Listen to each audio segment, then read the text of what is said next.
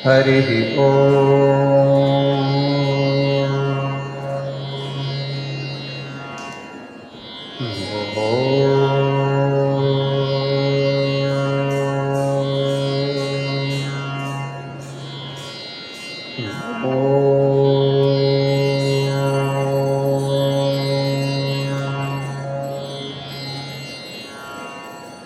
श्री गुरुभ्यो नमः।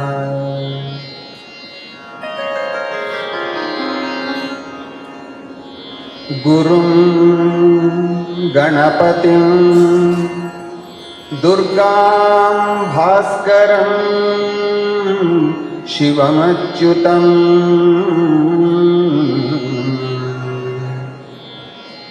ब्रह्माणं गिरिजां लक्ष्मीं वाणीं वन्दे विभूतये।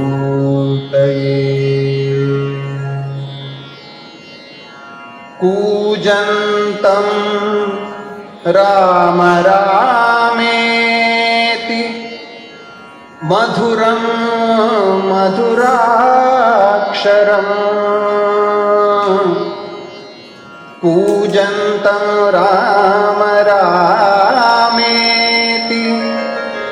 मधुरं मधुराक्षरम्।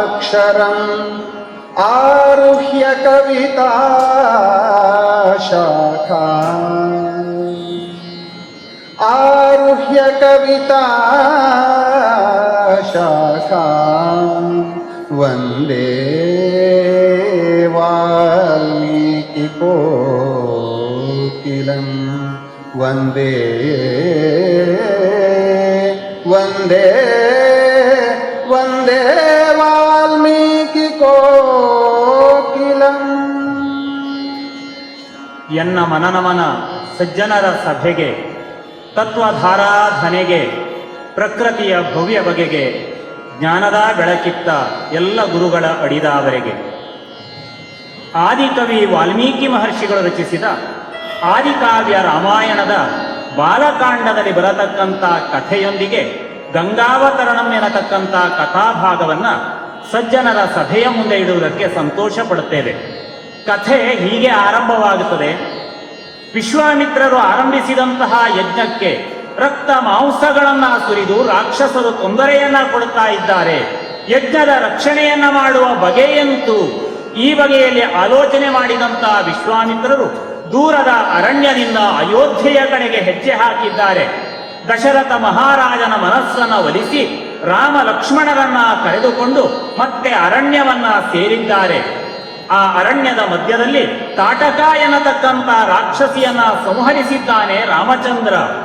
ಮರುಕ್ಷಣದಲ್ಲಿ ಯಜ್ಞಕ್ಕೆ ತೊಂದರೆಯನ್ನ ಕೊಡ್ತಾ ಇರತಕ್ಕಂತಹ ಮಾರೀಚ ಎನ್ನತಕ್ಕಂತಹ ರಾಕ್ಷಸ ಮುಂದುವರಿದು ಬಂದಾಗ ರಾಮನ ಬಾಣದ ಆಘಾತಕ್ಕೆ ತುತ್ತಾದಂತಹ ಮಾರೀಚ 100 ಯೋಜನ ವಿಸ್ತೀರ್ಣವಾಗಿರತಕ್ಕಂತಹ ಸಮುದ್ರದಲ್ಲಿ ಹೋಗಿ ಬಿದ್ದಿದ್ದಾನೆ. ಮರುಕ್ಷಣದಲ್ಲಿ ಬಂದಂತಹ ಸುಬಾಹುವನ್ನ ರಾಮ ಅಸ್ತ್ರದಿಂದ ಸಂಹರಿಸಿದ್ದಾನೆ. ಸುಬಾಹುವಿನ ಜೊತೆಯಲ್ಲಿ ಬಂದಿರತಕ್ಕಂತಹ ಎಲ್ಲ ರಕ್ಕಸರು ಮರಣವನ್ನ ಹೊಂದಿದ್ದಾರೆ. ವಿಶ್ವಾಮಿತ್ರರ ಯಾಗ ಪರಿಪೂರ್ಣವಾಗಿದೆ. ನಿಜ ಅರ್ಥದಲ್ಲಿ ಸಿದ್ಧಾಶ್ರಮವು ಸಿದ್ಧಾಶ್ರಮವೇ ಆಗಿದೆ. ಇನ್ನು ತಡಬೇಕೆ? ಅದೇ ಸಂದರ್ಭದಲ್ಲಿ ಮಿಥಿಲಾ ನಗರದಲ್ಲಿ ಜನಕ ಮಹಾರಾಜ ಯಜ್ಞವನ್ನ ಆರಂಭ ಮಾಡಿದ್ದಾನೆ. ಆ ಯಜ್ಞದಲ್ಲಿರತಕ್ಕಂಥ ವಿಶಿಷ್ಟವಾಗಿರತಕ್ಕಂಥ ಶಿವಧನಸ್ಸನ್ನ ನೋಡುವುದಕ್ಕೋಸ್ಕರ ರಾಮ ಲಕ್ಷ್ಮಣರನ್ನ ಸೇರಿಕೊಂಡು ವಿಶ್ವಾಮಿತ್ರರು ಮಿಥಿಲೆಯ ಕಡೆಗೆ ಹೆಜ್ಜೆ ಹಾಕ್ತಾ ಇದ್ದಾರೆ. ಹೀಗೆ ಹೆಜ್ಜೆ ಹಾಕಿ ಮುಂದಕ್ಕೆ ಹೋಗುತ್ತಿರುವಾಗಲೇ ಅದೋ ಶೋಣಾ ನದಿಯ ತೀರ ಕಾಣಿಸಿದೆ. ಶೋಣಾ ನದಿಯನ್ನ ತೆಪ್ಪದ ಸಹಾಯದಿಂದ ದಾಟಿದಂತಹ ರಾಮ ಲಕ್ಷ್ಮಣರು ಮತ್ತು ವಿಶ್ವಾಮಿತ್ರರು ಮುಂದಕ್ಕೆ ಬಂದು ಗಂಗೆಯ ದಡವನ್ನ ಸೇರಿದ್ದಾರೆ. ಪಾವನರಾಗಿರತಕ್ಕಂಥ ಗಂಗೆಯನ್ನ ನೋಡ್ತಾ ಇದ್ರೆ ರಾಮನ ಮನಸ್ಸಿನಲ್ಲಿ ಆನಂದ ಉಂಟಾಗಿದೆ. ಆ ಸಮಯದಲ್ಲಿ ಗುರುಗಳಾದಂತಹ ವಿಶ್ವಾಮಿತ್ರರನ್ನ ಕುರಿತು ರಾಮಚಂದ್ರ ಹೀಗೆ ಪ್ರಶ್ನೆ ಮಾಡುತ್ತಾನೆ. ಭಗವನ್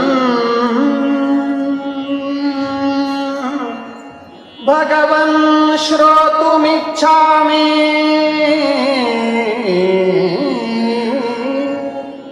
ಭಗವನ್ ಶ್ರೋತುಮಿಚ್ಛಾಮಿ ತ್ರಿಪಥಗಾಂ ನದಿ ತ್ರೈಲೋಕ್ಯಂ ಕಥಮಾಕ್ರಮ್ಯ ತ್ರೈಲೋಕ್ಯಂ ಕಥಂ ಆಕ್ರಮ್ಯ ಗತಾ ನದನದೀಪತಿಂ ಗತಾ ನದನದೀಪತಿಂ ಗಂಗಾ ಶ್ರೋತುಮಿಚ್ಛಾಮಿ. ಭಗವನ್ ಶ್ರೋತುಮಿಚ್ಛಾಮಿ. ಪರಮ ಪೂಜ್ಯರೇ, ಈ ಪರಮ ಪವಿತ್ರಳಾಗಿರತಕ್ಕಂಥ ಗಂಗೆಯ ಕಥೆಯನ್ನ ಕೇಳಬೇಕು ಎನ್ನತಕ್ಕಂಥ ಬಯಕೆ ನನ್ನ ಮನಸ್ಸಿನಲ್ಲಿ ಮೂಡಿದೆ. ಈಕೆ ತ್ರಿಪಥಗ ಎನ್ನುವ ಹೆಸರನ್ನ ಹೇಗೆ ಪಡೆದಳು? ಈ ಕಥೆಯನ್ನ ವಿಸ್ತಾರವಾಗಿ ಹೇಳಬೇಕು. ಗಂಗೆಯನ್ನ ನೋಡುತ್ತಿರುವಾಗಲೇ ಮನಸ್ಸಿನಲ್ಲಿ ಪವಿತ್ರವಾದಂತಹ ಅತ್ಯಂತ ಪ್ರೀತಿಯ ಭಾವನೆ ಮೂಡುತ್ತಾ ಇದೆ. ಇವಳ ಕಥೆಯನ್ನ ಕೇಳಿ ನನ್ನ ಮನಸ್ಸನ್ನ ಪರಿಶುದ್ಧಗೊಳಿಸಿಕೊಳ್ಳಬೇಕು ಎನ್ನತಕ್ಕಂಥ ಆಸೆ ಮೂಡುತ್ತಾ ಇದೆ. ವಿಶ್ವಾಮಿತ್ರ ಗುರುಗಳೇ, ಕಥೆಯನ್ನ ಹೇಳಿ ಅಂತ ಹೇಳಿದ್ರೆ, ಪ್ರೀತಿ ಪಾತ್ರನಾಗಿರತಕ್ಕಂಥ ಶಿಷ್ಯನನ್ನ ಕುರಿತು ವಿಶ್ವಾಮಿತ್ರರು ಹೇಳಲಿಕ್ಕೆ ಆರಂಭ ಮಾಡ್ತಾರೆ. ರಾಘವ, ಈಕೆ ಸಾಮಾನ್ಯಳಾದವಳಲ್ಲ. ಪರ್ವತಗಳಲ್ಲಿಯೇ ಅತ್ಯಂತ ಶ್ರೇಷ್ಠನಾಗಿರತಕ್ಕಂಥ ಪರ್ವತ, ಅದು ಹಿಮವತ್ ಪರ್ವತ, ಪರ್ವತರಾಜನಾದಂಥ ಹಿಮಾಲಯನೆನ್ನುವವನು. ಆತನ ಹಿರಿಯ ಮಗಳು ಈ ಗಂಗೆ. ಇವಳಿಗೆ ಹೈಮವತಿ ಎನ್ನತಕ್ಕಂಥ ಹೆಸರು ಇದೆ. ಲೋಕ ಕಲ್ಯಾಣಕ್ಕೋಸ್ಕರ ಇವಳನ್ನ ತಮಗೆ ಒಪ್ಪಿಸಿಕೊಡಬೇಕು. ಈ ಬಗೆಯಲ್ಲಿ ದೇವತೆಗಳು ಪ್ರಾರ್ಥನೆಯನ್ನ ಮಾಡಿದಾಗ ಅವರ ಪ್ರಾರ್ಥನೆಯನ್ನ ಒಪ್ಪಿ ಆ ಪರ್ವತರಾಜನು ಗಂಗೆಯನ್ನ ಅವರಿಗೆ ಒಪ್ಪಿಸಿದ್ದಾನೆ. ಅಂದಿನಿಂದ ಲೋಕ ಕಲ್ಯಾಣಕ್ಕೋಸ್ಕರ ಕೆಲಸವನ್ನ ಮಾಡ್ತಾ ಇರತಕ್ಕಂಥವಳು ಗಂಗೆ. ಇವಳ ಕಥೆಯನ್ನ ವಿಸ್ತಾರವಾಗಿ ಹೇಳುತ್ತೇನೆ ಅಂತ ಹೇಳಿ ವಿಶ್ವಾಮಿತ್ರರು ಮಾತನ್ನ ಮುಂದುವರಿಸ್ತಾರೆ. ಶ್ರೂಯತಾಂ ರಾಮ ಶ್ರೂಯತಾಂ ವಿಸ್ತರೋ ರಾಮ ಶ್ರೂಯತಾಂ ಸಗರಸ್ಯ ಮಹಾತ್ಮನಃ ಶಂಕರಶ್ವಶುರೋ ನಾಮ ಸಗರಸ್ಯ ಮಹಾತ್ಮನಃ ಶಂಕರಶ್ವಶುರೋ ನಾಮ ಹಿಮವಾನ್ ಅಚಲೋತ್ತಮಃ ವಿಂಧ್ಯ ಪರ್ವತಮಾಸಾದ್ಯ ನಿರೀಕ್ಷೇತೆ ಪರಸ್ಪರಂ ತಯೋರ್ಮಧ್ಯೆ ಪ್ರವೃತ್ತೋ ಭೂತ್ ತಯೋರ್ಮಧ್ಯೆ ಪ್ರವೃತ್ತೋ ಭೂತ್ ಯಜ್ಞಃ ಸ ಪುರುಷೋತ್ತಮ.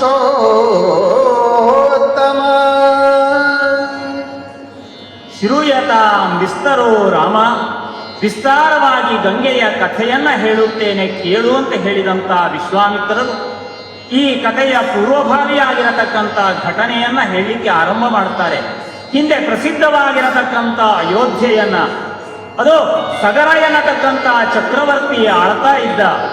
ಆ ಸಗರ ಚಕ್ರವರ್ತಿಗೆ ಇಬ್ಬರು ಮಡದಿಯರು. ಒಬ್ಬಳು ಕೇಶಿನಿ, ಅವಳು ವಿದರ್ಭ ರಾಜನ ಮಗಳು ಅವಳು. ಇನ್ನೊಬ್ಬಳು ಸುಮತಿ ಎನ್ನುವವಳು, ಇವಳಾಗಿರೋ ಋಷಿಯ ಕನ್ಯೆಯಾಗಿದ್ದಾಳೆ. ಇವರಿಬ್ಬರನ್ನ ಕೂಡಿಕೊಂಡು ದೀರ್ಘಕಾಲ ಅದೋ ಸಗರ ಚಕ್ರವರ್ತಿ ಅಯೋಧ್ಯೆಯನ್ನ ಆಳ್ತಾ ಇದ್ರೆ, ಅಯೋಧ್ಯೆಯ ಸಮೃದ್ಧಿಗೆ ಏನೆಂದು ಹೇಳುವುದು? ಅದೋ ಎಲ್ಲ ರಾಜರುಗಳು ಕಪ್ಪ ಕಾಣಿಕೆಯನ್ನ ಕೊಟ್ಟು ಸಗರ ಚಕ್ರವರ್ತಿಯ ಚಕ್ರವರ್ತಿತ್ವವನ್ನ ಒಪ್ಪಿಕೊಳ್ಳುತ್ತಾ ಇದ್ದಾರೆ. ಹೀಗೆ ಸಂಭ್ರಮದಿಂದ ಸಗರ ಚಕ್ರವರ್ತಿಯ ಆಳ್ವಿಕೆ ನಡೆಯುತ್ತಿದೆ ಅಂತ ಆದರೆ, ಲೋಕವನ್ನ ಬೆಳಗತಕ್ಕಂತಹ ಇಕ್ಷ್ವಾಕು ಕುಲವನ್ನ ಮುಂದಕ್ಕೆ ನಡೆಸತಕ್ಕಂತಹ ಶ್ರೇಷ್ಠವಾದ ಸಂತಾನವೇ ಇಲ್ಲ ಎನ್ನತಕ್ಕಂತಹ ಚಿಂತೆ ಸಗರ ಚಕ್ರವರ್ತಿಯನ್ನ ಆವರಿಸಿಬಿಟ್ಟಿತು. ಇದಕ್ಕೆ ಪರಿಹಾರ ಏನೆಂಬುದಾಗಿ ಗುರುಗಳನ್ನ ಕೇಳಿದಾಗ, ಗುರುಗಳು ತೋರಿಸಿದಂತ ಮಾರ್ಗ, ಹಿಮವತ್ ಪರ್ವತಕ್ಕೆ ಹೋಗು, ಅಲ್ಲೊಂದು ಉಪಗಿರಿ ಇದೆ, ಭೃಗುಪ್ರಸ್ರವಣ ಎನ್ನತಕ್ಕಂಥ ಗಿರಿ. ಆ ಗಿರಿಯಲ್ಲಿ ನೀನು ನಿನ್ನ ಮಡದಿಯರ ಜೊತೆಯಲ್ಲಿ ದೀರ್ಘವಾದ ತಪಸ್ಸನ್ನ ಆಚರಿಸಿದೆ ಅಂತಾದ್ರೆ, ಭೃಗು ಮಹರ್ಷಿಗಳ ಅನುಗ್ರಹ ನಿನಗೆ ಸಿಕ್ಕಿತು ಅಂತಾದ್ರೆ, ಶ್ರೇಷ್ಠವಾಗಿರತಕ್ಕಂಥ ಸಂತಾನವನ್ನ ಅಯೋಧ್ಯೆಯಲ್ಲಿ ನೀನು ಕಾಣುತ್ತೀ. ಈ ಬಗೆಯಲ್ಲಿ ಅನುಗ್ರಹವನ್ನ ಪಡೆದಿರತಕ್ಕಂಥ ಸಗರ ಚಕ್ರವರ್ತಿ ತನ್ನ ಇಬ್ಬರು ಮಡದಿಯರ ಜೊತೆಯಲ್ಲಿ ಹಿಮವತ್ ಪರ್ವತದ ಭೃಗುಪ್ರಸ್ರವಣಕ್ಕೆ ಹೋಗಿದ್ದಾನೆ. ಸುದೀರ್ಘಕಾಲ ತಪಸ್ಸನ್ನ ಮಾಡಿದಾಗ ಭೃಗು ಮಹರ್ಷಿಗಳ ಅನುಗ್ರಹ ಪೂರ್ವಕವಾಗಿ ಅಲ್ಲಿ ಸಂತಾನವಾಗತಕ್ಕಂಥ ಸೂಚನೆ ಸಿಕ್ಕಿದೆ. ಅದು ಒಬ್ಬಳು ಮಡದಿಯಲ್ಲಿ ಒಬ್ಬನೇ ಶ್ರೇಷ್ಠನಾಗಿರತಕ್ಕಂಥ ಮಗ ಹುಟ್ಟುತ್ತಾನೆ, ಇನ್ನೊಬ್ಬಳಲ್ಲಿ 60,000 ಪುತ್ರರು ಹುಟ್ಟುತ್ತಾರೆ. ಇದು ಸಂಭವವೇ ಕೇಳಿದರೆ ಭೃಗು ಮಹರ್ಷಿಗಳ ಆಶೀರ್ವಾದದ ಫಲ ಇದ್ದದ್ದೇ ಹಾಗೆ. ಕಾಲಕ್ರಮೇಣ ಸಂತೋಷಗೊಂಡು ಹಿಂದಕ್ಕೆ ಬಂದಿರತಕ್ಕಂಥ ಸಗರ ಚಕ್ರವರ್ತಿಗೆ ಹಿರಿಯರಾಗಿರತಕ್ಕಂಥ ಕೇಶಿಯಲ್ಲಿ ಅಸಮಂಜ ಎನ್ನತಕ್ಕಂಥ ಪುತ್ರ ಹುಟ್ಟಿದ. ಅದು ಸುಮತಿಯಲ್ಲಿ 60,000 ಪುತ್ರರು. ಹೇಗೆ ಎಂದರೆ ಗರ್ಭಸ್ರಾವವಾಗಿ ಹೋಯಿತು. ಸೋರೆಬುರುಡೆಯಂತಹ ದೊಡ್ಡದಾದ ಪಿಂಡವೊಂದು ಹೊರಕ್ಕೆ ಬಂದಾಗ ಆ ಪಿಂಡವು 60,000 ಹೋಳಾಗಿ ಹೋದಾಗ ಘೃತಪೂರ್ಣವಾದಂತಹ ಕುಂಭದಲ್ಲಿ ಅದನ್ನು ತುಂಬಿ ದಾದಿಯರು ಸಂರಕ್ಷಣೆ ಮಾಡಿ ಅವರೆಲ್ಲರೂ ಜೀವವನ್ನ ಪಡೆದಿದ್ದಾರೆ. 60,000 ಬಲಶಾಲಿಗಳಾಗಿರತಕ್ಕಂತಹ ಸಗರ ಪುತ್ರರು ಹುಟ್ಟಿದ್ದಾರೆ. ಈ ಬಗೆಯಲ್ಲಿ ಸಂತೋಷದಿಂದ ಇರತಕ್ಕಂಥ ಸಗರ ಚಕ್ರವರ್ತಿಗೆ ತನ್ನ ಮಕ್ಕಳಲ್ಲಿ ಒಬ್ಬ ಹಿರಿಯ ದಾರಿ ತಪ್ಪಿ ನಡೆದನಲ್ಲ ಎನ್ನುವ ಚಿಂತೆ. ಅಸಮಂಜನಾದರೂ ಋಷಿಯ ಪ್ರಭಾವದಿಂದ ಹುಟ್ಟಿದವನಾದರೂ ಕೂಡ ಸಂಸ್ಕಾರ ವಿಹೀನನಾದವನು ಊರಿನ ಮಕ್ಕಳನ್ನ ಬಾವಿಗೆ ತಳ್ಳಿ ಅವರು ಒದ್ದಾಡುವಾಗ ನೋಡಿ ಸಂತೋಷ ಪಡ್ತಾ ಇದ್ದ. ಇಂತಹ ಹೇಯ ಕೆಲಸವನ್ನ ಮಾಡತಕ್ಕಂಥ ಅಸಮಂಜನನ ಅಯೋಧ್ಯೆಯ ಆಡಳಿತಕ್ಕೆ ಇದು ಯೋಗ್ಯವಾದದ್ದಲ್ಲ. ತಪ್ಪು ಮಾಡಿದರೆ ಮಗನಾದರೂ ಮನೆಯಿಂದ ಹೊರಹಾಕಬೇಕು ಎನ್ನುವ ನೀತಿಯಂತೆ ದೇಶಭ್ರಷ್ಟನನ್ನಾಗಿ ಮಾಡ್ತಾನೆ ಸಗರ ಚಕ್ರವರ್ತಿ. ಇನ್ನು 60,000 ಮಕ್ಕಳ ಜೊತೆಯಲ್ಲಿ ಕಾಲವನ್ನ ಕಳೆಯುತ್ತಿರುವಾಗಲೇ ಸಗರ ಚಕ್ರವರ್ತಿಯ ಮನಸ್ಸಿನಲ್ಲಿ ಬಯಕೆಯೊಂದು ಮೂಡಿದೆ. ಶ್ರೇಷ್ಠವಾದಂತಹ ಯಜ್ಞವನ್ನ ಮಾಡಬೇಕು. ಯಜ್ಞವನ್ನ ಎಲ್ಲಿ ಮಾಡುವುದು ಅಂತ ಯೋಚನೆ ಮಾಡುವಾಗ ಕಾಣಿಸಿತಲ್ಲ ಹಿಮಾಲಯದ ಪರ್ವತ ಮತ್ತು ವಿಂಧ್ಯ ಪರ್ವತದ ಮಧ್ಯದಲ್ಲಿರತಕ್ಕಂಥ ಪ್ರದೇಶ. ಅದನ್ನ ಆರ್ಯಾವರ್ತ ಅಂತ ಕರೀತಾರೆ. ಆರ್ಯಾವರ್ತದ ಪ್ರದೇಶವೇ ಶ್ರೇಷ್ಠವಾಗಿರತಕ್ಕಂಥ ತಪೋಭೂಮಿ. ಈ ಭೂಮಿಯಲ್ಲಿ ತಪಸ್ಸನ್ನು ಆಚರಿಸುವುದು ಯೋಗ್ಯ ಎಂಬುದಾಗಿ ಭಾವಿಸಿ ಸಗರ ಚಕ್ರವರ್ತಿ ಯಜ್ಞವನ್ನ ಆರಂಭ ಮಾಡಿದ್ದಾನೆ. ಯಜ್ಞಕ್ಕೋಸ್ಕರ ಅಶ್ವವನ್ನ ಕುದುರೆಯನ್ನ ಬಿಟ್ಟಿದ್ದಾನೆ. ಕುದುರೆಯ ರಕ್ಷಣೆ ಯಾರಿಂದ ಅಂತ ಕೇಳಿದ್ರೆ ಅದೋ ಅಸಮಂಜನ ಮಗನಾದಂತ ಅಂಶವಂತನನ್ನ ಕರೆದು ಯಜ್ಞದ ರಕ್ಷಣೆಯನ್ನ ಮಾಡು. ಈ ಬಗೆಯಲ್ಲಿ ತಿಳುವಳಿಕೆಯನ್ನ ಕೊಟ್ಟು ಯಜ್ಞದ ರಕ್ಷಣೆಗೆ ಅಂಶವಂತನನ್ನ ಕಳುಹಿಸಿದರೆ ದೇವತೆಗಳು ಇದನ್ನ ಸಹಿಸಲಿಲ್ಲ. अंशुमान् अकरोत् अंशुमान् अकरोत् ताता सगरस्य मते स्थितः तस्य पर्वणि तं यज्ञा तस्य पर्वणि तं यज्ञं यजमानस्य वासवः राक्षसीं तनुमास्थाय राक्षसीं तनुम् आस्थाय राक्षसीं तनुमास्थाय यज्ञयाश्वम् अपाहरत् क्रियमाणे तु काकुत्स्थ क्रियमाणे तु काकुत्स्थ तस्मिन् अश्वे महात्मनः तस्मिन् अश्वे महात्मनः. ಸಗರ ಚಕ್ರವರ್ತಿಯ ಅಶ್ವವನ್ನ ಕಾಯುವುದಕ್ಕೆ ಧನುರ್ಧಾರಿಯಾಗಿರತಕ್ಕಂಥ ಅಂಶುಮಂದ ಮುಂದಕ್ಕೆ ಹೋಗುತ್ತಾ ಇದ್ದರೆ ದೇವತೆಗಳು ಒಪ್ಪಲಿಲ್ಲ. ಇದೋ ಸಗರ ಚಕ್ರವರ್ತಿಗೆ ಸ್ವರ್ಗ ಪ್ರಾಪ್ತಿಯಾಗತಕ್ಕಂಥ ಹಂತ ಇದೆ, ಹಾಗಾಗಿ ಯಜ್ಞ ಪೂರ್ಣವಾಗಬಾರದು ಎನ್ನತಕ್ಕಂಥ ಅಸೂಯೆಯ ಮನೋಭಾವದಿಂದ ರಾಕ್ಷಸ ಸ್ವರೂಪವನ್ನ ಧರಿಸಿದಂಥ ದೇವತೆಗಳು ಯಜ್ಞದ ಪೂರ್ಣತೆಗೆ ಭಂಗವನ್ನ ತರುವುದಕ್ಕೋಸ್ಕರ ಕುದುರೆಯನ್ನ ಅಪಹರಿಸಿದ್ದಾರೆ. ಈ ಕಡೆಯಲ್ಲಿ ಯಾಗದಲ್ಲಿ ನಿರತನಾಗಿರತಕ್ಕಂಥ ಸಗರ ಚಕ್ರವರ್ತಿ ಋತ್ವಿಜರ ಬಳಿಯಲ್ಲಿ ಬಂದು ಕೇಳಿದರೆ ಯಜ್ಞಾಶ್ವವೇ ಕಾಣಿಸ್ತಾ ಇಲ್ಲ. ಋತ್ವಿಜರು ಹೇಳುತ್ತಾ ಇದ್ದಾರೆ, ಎಲ್ಲಿಯವರೆಗೆ ಕುದುರೆ ಹಿಂತಿರುಗಿ ಬರುವುದಿಲ್ಲವೋ ಅಲ್ಲಿಯವರೆಗೆ ಯಜ್ಞ ಪೂರ್ಣವಾಗದು. ಯಜ್ಞ ಪೂರ್ಣವಾಗಬೇಕು ಅಂತ ಆದರೆ ಆ ಕುದುರೆಯನ್ನ ಹುಡುಕಿ ತರಬೇಕು. ಆದರೆ ಇಲ್ಲಿ ಯಜ್ಞವನ್ನ ರಕ್ಷಣೆ ಮಾಡುವುದು ಯಾರು? ಆ ಕಡೆಯಲ್ಲಿ ಕುದುರೆಯನ್ನ ಹುಡುಕಿ ತರುವುದು ಯಾರು? ಈ ಗೊಂದಲಕ್ಕೆ ಒಳಗಾದ ಸಂದರ್ಭದಲ್ಲಿ ಸಗರ ಚಕ್ರವರ್ತಿ ತೀರ್ಮಾನ ಮಾಡ್ತಾನೆ, ಯಜ್ಞದ ರಕ್ಷಣೆಗೋಸ್ಕರ ಅಂಶುಮಂತನನ್ನ ನಿಲ್ಲಿಸಿಕೊಂಡು ತನ್ನ 60,000 ಮಕ್ಕಳನ್ನ ಕುದುರೆಯನ್ನ ಹುಡುಕುವುದಕ್ಕೆ ಕಳುಹಿಸ್ತಾನೆ. ತಂದೆಯ ಆಜ್ಞೆಯನ್ನ ಹೊತ್ತಿರತಕ್ಕಂಥ 60,000 ಸಗರನ ಪುತ್ರರು ಅದು ಭೂಮಿಯನ್ನ ಅಗೆದು ಆ ಕಡೆಯಲ್ಲಿ ಅಶ್ವವನ್ನ ಹುಡುಕುವುದಕ್ಕೆ ಹೋಗಿದ್ದಾರೆ. ಗತ್ವಾ ತು ಪೃಥಿವೀಂ ಸರ್ವಾ ಗತ್ವಾ ತು ಪೃಥಿವೀಂ ಸರ್ವಾಂ ಅದೃಷ್ಟ್ವಾಶ್ವಂ ಮಹಾಬಲಾಃ ಅದೃಷ್ಟ್ವಾ ಅಶ್ವಂ ಮಹಾಬಲಾಃ ಯೋಜನಾಯಾಂ ಅವಿಸ್ತಾರಂ ಯೋಜನಾಯಾಂ ಅವಿಸ್ತಾರಂ ಏಕೈಕೋ ಧರಣೀತಲಂ ಧರಣೀತಲಂ ಏಕೈಕೋ ಧರಣೀತಲಂ. ತಂದೆಯ ಆಜ್ಞೆಯಂತೆ ಮಹಾಬಲಶಾಲಿಗಳಾದಂಥ ಸಗರ ಪುತ್ರರು ಭೂಮಿಯನ್ನ ಭೇದಿಸುತ್ತಾ 60,000 ಯೋಜನಗಳವರೆಗೆ ಭೂಮಿಯನ್ನ ಅಗೆದಿದ್ದಾರೆ. ಆ ಸಮಯದಲ್ಲಿ ಭೂಮಿಯನ್ನ ಅಗೆಯುವಾಗ ಅದರಲ್ಲಿ ಸಿಕ್ಕಿದಂತ ನಾಗರು ಗಂಧರ್ವರು ಅರಚುತ್ತಾ ಇದ್ದಾರೆ, ನಮಗೆ ರಕ್ಷಣೆ ಹೇಗೆ? ಆದರೆ ಇವರ ಕೆಲಸ ಮಾತ್ರ ನಿಲ್ಲುತ್ತಿಲ್ಲ. ನಿರಂತರವಾಗಿ ಭೂಮಿಯನ್ನ ಅಗೆಯುತ್ತಾ 60,000 ಯೋಜನಗಳನ್ನ ದಾಟಿದ್ದಾರೆ. ಅಶ್ವ ಕಾಣಿಸ್ತಾ ಇಲ್ಲ. ಲೋಕ ಕಂಟಕವಾಗಿ ಸಗರ ಚಕ್ರವರ್ತಿಯ ಪುತ್ರರು ಈ ರೀತಿಯಲ್ಲಿ ಬರ್ತಾ ಇದ್ದಾರೆ. ದೇವತೆಗಳು ಬೆದರಿದ್ದಾರೆ. ದೇವ ಗಂಧರ್ವರು ನೇರವಾಗಿ ಹೋಗಿ ಬ್ರಹ್ಮನಲ್ಲಿ ಮೊರೆಯನ್ನು ಹೋಗ್ತಾರೆ. ಈ ರೀತಿಯಲ್ಲಿ ಭೂಮಿಯನ್ನ ಬಗೆಯುತ್ತಾ ಹೋದರೆ ಪರಿಹಾರವೆಂತು ಮಾರ್ಗವನ್ನ ಸೂಚಿಸುವಂತ ಬ್ರಹ್ಮನಿಗೆ ಹೇಳಿದರೆ ಆ ಸಮಯದಲ್ಲಿ ನಕ್ಕು ಬ್ರಹ್ಮದೇವ ಹೇಳುತ್ತಾನೆ, ಕಾಪಿಲಂ ರೂಪಮಾಸ್ಥಾಯ ಕಾಪಿಲಂ ರೂಪಂ ಆಸ್ಥಾಯ ಧಾರಯತಿ ಅನಿಶಂ ಧರಾ ಕಾಪಿಲಂ ರೂಪಮಾಸ್ಥಾಯ ಧಾರಯತ್ಯನಿಶಂ ಧರಾ ತಸ್ಯ ಕೋಪಾಗ್ನಿನಾ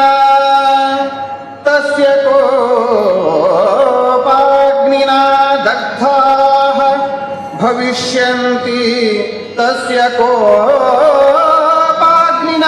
ದಗ್ಧಾಃ ಭವಿಷ್ಯಂತಿ ನೃಪಾತ್ಮಜಾಃ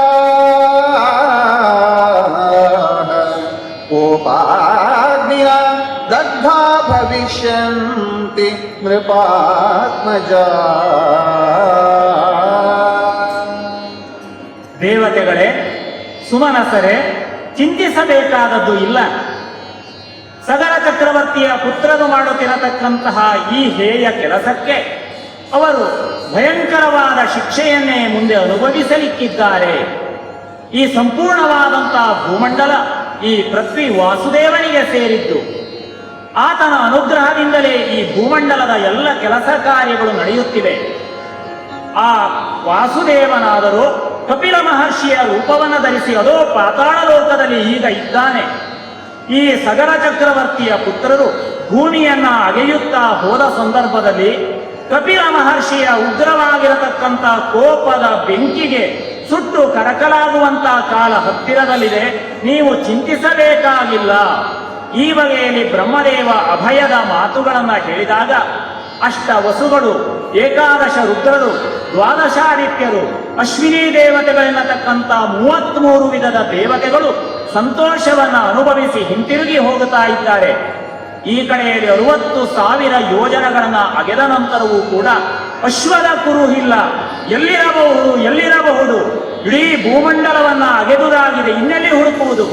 ತಂದೆಯಲ್ಲಿ ಹಿಂತಿರುಗಿ ಬಂದು ನಡೆದಂತಹ ಘಟನೆಯನ್ನ ಹೇಳಿದರೆ ಭೂಲೋಕದಲ್ಲಿ ಸಿಗದಿದ್ದರೇನಂತೆ ಪಾತಾಳಕ್ಕೆ ಹೋಗಿ ಈ ಬಗೆಯಲ್ಲಿ ಸಗರ ಚಕ್ರವರ್ತಿ ಕೋಪದಿಂದ ಆದೇಶ ಮಾಡಿದ.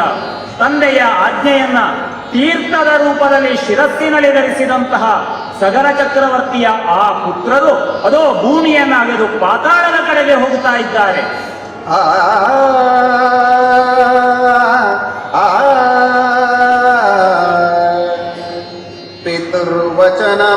ಪಿತುರ್ವಚನಮಾಸಾದ್ಯ ಪಿತುಃ ವಚನಂ ಆಸಾದ್ಯ ಸಗರಸ್ಯ ಮಹಾತ್ಮನಃ ಷಷ್ಟಿಃ ಪುತ್ರಸಹಸ್ರಾಣಿ ಷಷ್ಟಿಃ ಪುತ್ರಸಹಸ್ರಾಣಿ ರಸಾತಲಂ ಅಭಿದ್ರವಂ ರಸಾತಲಂ ಅಭಿದ್ರವಂ ರಸಾತಲಂ ಅಭಿದ್ರವಂ. ಭೂತಳವನ್ನ ಅಗೆಯಿರಿ, ಪಾತಾಳ ಲೋಕಕ್ಕೆ ಹೋಗಿರಿ, ಕುದುರೆಯ ಕಳ್ಳನನ್ನ ಹಿಡಿದು ತನ್ನಿರಿ, ಕುದುರೆಯನ್ನ ತನ್ನಿರಿ. ಈ ಬಗೆಯಲ್ಲಿ ಪಿತುರ್ವಚನಮಾಸಾದ್ಯ ತಂದೆಯ ಮಾತನ್ನ ಸ್ವೀಕರಿಸಿದಂತಹ ಸಗರ ಕುಮಾರರು ನೇರವಾಗಿ ಭೂಮಿಯನ್ನ ಭೇದಿಸಿ ಅದೋ ಪಾತಾಳ ಲೋಕವನ್ನ ಸೇರಿದ್ದಾರೆ. ಪಾತಾಳದ ಸಮೀಪಕ್ಕೆ ಹೋಗುತ್ತಿದ್ದರೆ ಈಶಾನ್ಯ ದಿಕ್ಕಿಗೆ ಹೋಗಿ ಅಲ್ಲಿ ಹೋಗುತ್ತಿದ್ದರೆ ಕಪಿಲ ಮಹರ್ಷಿಯ ಆಶ್ರಮ.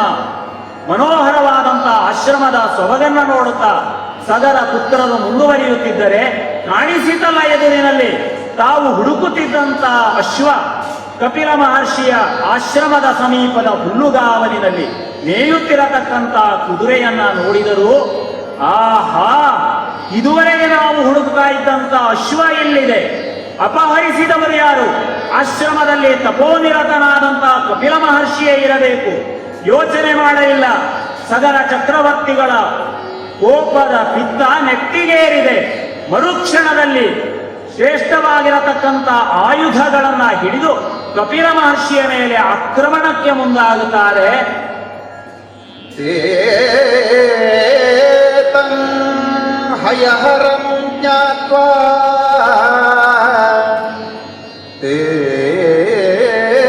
ಏತಂ ಹಯಹರಂ ಜ್ಞಾತ್ವಾ ಕ್ರೋಧ ಪರ್ಯಾಕುಲ ವೀಕ್ಷಣಾ ಕ್ರೋಧ ಪರ್ಯಾಕುಲೇಕ್ಷಣಾ ಖನಿತ್ರ ಲಾಂಗಲಧರಾ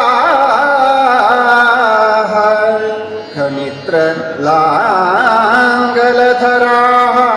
ನಾನಾ ವೃಕ್ಷ ಶಿಲಾಧರಾ ಅಭ್ಯಧಾವಂತ ಸಂಕ್ರುದ್ಧಾಃ ಅಭ್ಯಧಾವಂತ ಸಂಕ್ರುದ್ಧಾಃ ತಿಷ್ಠ ತಿಷ್ಠ ಇತಿ ಚಾಬ್ರುವನ್ ತಿಷ್ಠ ತಿಷ್ಠೇತಿ ಚಾಬ್ರುವನ್ ಅಸ್ಮಾಕಂ ತ್ವಂ ಹಿ ತುರಗಂ ಅಸ್ಮಾಕಂ ಅಸ್ಮಾಕಂ ತ್ವಂ ಹಿ ತುರಗಂ ಯಜ್ಞೇಯಂ ಹೃತವಾನಸಿ ಯಜ್ಞೇಯಂ ಹೃತವಾನಸಿ ತಿಷ್ಠ ತಿಷ್ಠ ತಿಷ್ಠ ತಿಷ್ಠ ತಿಷ್ಠ ನಿಲ್ಲು. ಸಗರ ಚಕ್ರವರ್ತಿ ಮಾಡುತ್ತಾ ಇರತಕ್ಕಂಥ ಯಜ್ಞಕ್ಕೆ ತೊಂದರೆಯನ್ನು ಕೊಡುವುದಕ್ಕೋಸ್ಕರ, ಯಜ್ಞವನ್ನ ಭಂಗ ಮಾಡುವುದಕ್ಕೋಸ್ಕರ ಕುದುರೆಯನ್ನ ಅಪಹರಿಸಿದ ಹೇಯ ವ್ಯಕ್ತಿ ನೀನು, ನಿಲ್ಲು. ಈ ಬಗೆಯಲ್ಲಿ ಕಪಿಲ ಮಹರ್ಷಿಯನ್ನ ಎದುರಿಸಿ ಗುದ್ದಲಿ, ನೇಗಿಲು, ವೃಕ್ಷ, ಶಿಲೆ ಇವುಗಳನ್ನ ತೆಗೆದುಕೊಂಡು ಆ ಋಷಿಯ ಮೇಲೆ ಆಕ್ರಮಣ ಮಾಡುವುದಕ್ಕೆ ಹೋಗುತ್ತಾ ಇದ್ದರೆ ತಪಸ್ಸಿಗೆ ಭಂಗವಾಯಿತು ಎನ್ನುವ ಕಾರಣದಿಂದ ಕಪಿಲ ಮಹರ್ಷಿ ಕೋಪಾಲಿಷ್ಟನಾಗಿ ಅದೋ ಸಗರ ಚಕ್ರವರ್ತಿಗಳ ಕಡೆಗೆ ನೋಡುತ್ತಿದ್ದಾನೆ.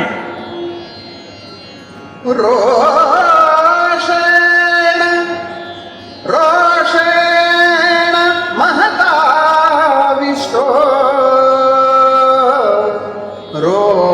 ರೋಷೇಣ ಮಹತಾವಿಷ್ಟ ಕಾರಮಕರೋತ್ತದಾ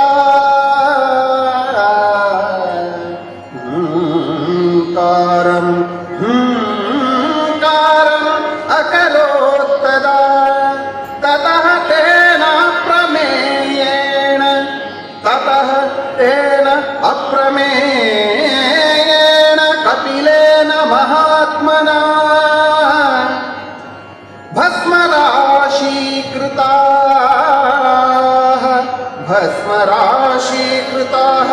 ಸರ್ವೇ ಕಾಕುತ್ಸ್ಥ ಸಗರಾತ್ಮಜಾಃ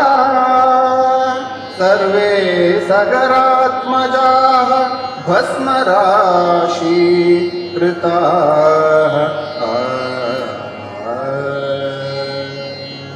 ಮಹಾವಿಷ್ಣುವಿನ ಅವತಾರವೇ ಆಗಿರತಕ್ಕಂಥ ಕಪಿಲ ಮಹರ್ಷಿ ಸಗರ ಪುತ್ರರ ಹೇಯವಾದ ಕೆಲಸವನ್ನು ಸಹಿಸಲಿಲ್ಲ.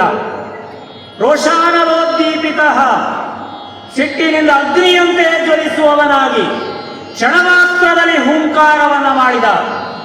ಆತನ ಹೂಂಕಾರ ಮಾತ್ರದಿಂದಲೇ ಸಗರ ಚಕ್ರವರ್ತಿಯ 60,000 ಪುತ್ರರು ಭಸ್ಮದ ರಾಶಿಯಾಗಿ ಬಿದ್ದಿದ್ದಾರೆ, ಪ್ರಾಣಾರ್ಪಣೆಯನ್ನ ಮಾಡಿದ್ದಾರೆ.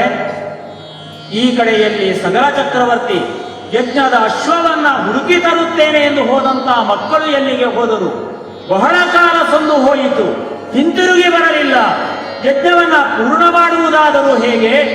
ಈ ಚಿಂತೆಯಲ್ಲಿ ಇದ್ದವನಾಗಿ ಯಜ್ಞದ ರಕ್ಷಣೆಗೋಸ್ಕರ ನಿಂತಹ ಅಂಶುವಂತನನ್ನ ಕರೆದು ಹೇಳ್ತಾನೆ, ನಿನ್ನ ಚಿಕ್ಕಪ್ಪಂದಿರು ಕುದುರೆಯನ್ನ ಹುಡುಕಿ ತರುತ್ತೇನೆ ಎಂದು ಪಾತಾಳದವರೆಗೆ ಹೋದವರಿದ್ದಾರೆ, ಹಿಂತಿರುಗಿ ಬರಲಿಲ್ಲ. ಎಲ್ಲಿದ್ದಾರೆ ಎಂಬುದಾಗಿ ಹುಡುಕಿ ಬಾ ಎಂಬುದಾಗಿ ಅಂಶುವಂತನನ್ನ ಕಳುಹಿಸಿದರೆ, ಅದೋ ತನ್ನ ಚಿಕ್ಕಪ್ಪಂದಿರು ಭೂಮಿಯನ್ನ ಅಗೆದ ಮಾರ್ಗವನ್ನೇ ಹಿಡಿದು ಸುದೀರ್ಘ ಕಾಲ ಪ್ರಯಾಣ ಮಾಡಿದಂತ ಅಂಶುವಂತ ಕಪಿಲ ಮಹರ್ಷಿಯ ಆಶ್ರಮದ ಸಮೀಪಕ್ಕೆ ಬಂದಿದ್ದಾನೆ. ಅಲ್ಲಿ ಬರುತ್ತಿದ್ದಂತೆ ದಿನ್ನಾಗಗಳನ್ನ ಕಂಡು ವಂದಿಸಿದ್ದಾನೆ. ನನ್ನ ಚಿಕ್ಕಪ್ಪಂದಿರು ಎಲ್ಲಿಗೆ ಹೋದರು ಎನ್ನತಕ್ಕಂತಹ ಪ್ರಶ್ನೆಯನ್ನ ದಿಗ್ನಾಗಗಳಲ್ಲಿ ಕೇಳಿದಾಗ ಕಪಿಲ ಮಹರ್ಷಿಯ ರೋಷದಿಂದ ಅವರೆಲ್ಲ ಭಸ್ಮರಾಗಿದ್ದಾರೆ ಎನ್ನತಕ್ಕಂತಹ ವಿಷಯವನ್ನ ತಿಳಿದು ಆ ಭಸ್ಮದ ರಾಶಿಯನ್ನ ಕಂಡು ದುಃಖಿತನಾಗುತ್ತಾನೆ ಅಂಶುವಂತ. ಆ ಕಡೆಯಲ್ಲಿ ಯಜ್ಞ ನಡೆಯುತ್ತಿದೆ, ಋತ್ವಿಜರು ಕಾಯುತ್ತಿದ್ದಾರೆ. ಈ ಅಶ್ವ ಕಾಣುತ್ತಾ ಇಲ್ಲ. ಈ ನಡುವಿನಲ್ಲಿ 60,000 ಸಗರ ಚಕ್ರವರ್ತಿಯ ಪುತ್ರರು ಮರಣ ಹೊಂದಿದ್ದಾರೆ. ಇವರಿಗೆ ಸದ್ಗತಿಯನ್ನ ಕೊಡುವ ಬಗೆಯಂತದು. ಋತ್ವಿಜರು ಆರಂಭಿಸಿದಂತಹ ಯಜ್ಞವನ್ನ ಪೂರ್ಣ ಮಾಡುವ ಬಗೆ ಹೇಗೆ? ಈ ವಿಚಿತ್ರವಾದಂತಹ ಗೊಂದಲಗಳಲ್ಲಿ ಸಿಲುಕಿ ಅಂಶುವಂತ ದಿಕ್ಕುಗಾಣದೆ ನಿಂತಿದ್ದಾನೆ. ಅದು ಮಾಡಬಹುದಾದ ಮೊದಲ ಕೆಲಸ ಯಾವುದು ಅಂತ ಯೋಚನೆ ಮಾಡ್ತಾ ಇರುವಾಗಲೇ ಆ ಕಡೆಯಲ್ಲಿ ಅದಾರು ತರ್ಪಣವನ್ನ ಕೊಡುವುದಕ್ಕೆ ಜಲವನ್ನ ಹುಡುಕೋಣವೆಂದರೆ ಜಲ ಕಾಣಿಸ್ತಾ ಇಲ್ಲ. ಅದಾರೋ ಬರುತ್ತಿದ್ದಾರೆ ಎಂದು ಆ ಕಡೆಯಲ್ಲಿ ದೃಷ್ಟಿ ಹಾಯಿಸಿದರೆ ಅದು ಗರುತ್ಮಂತನ ಆಗಮನವಾಗಿದೆ. ಸತೇಷಾಂ ರಾಜಪುತ್ರಾಣ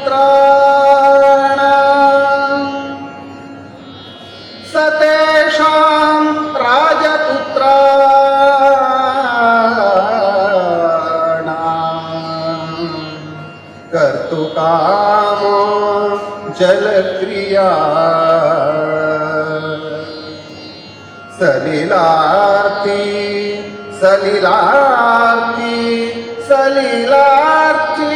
ಮಹಾತೇಜ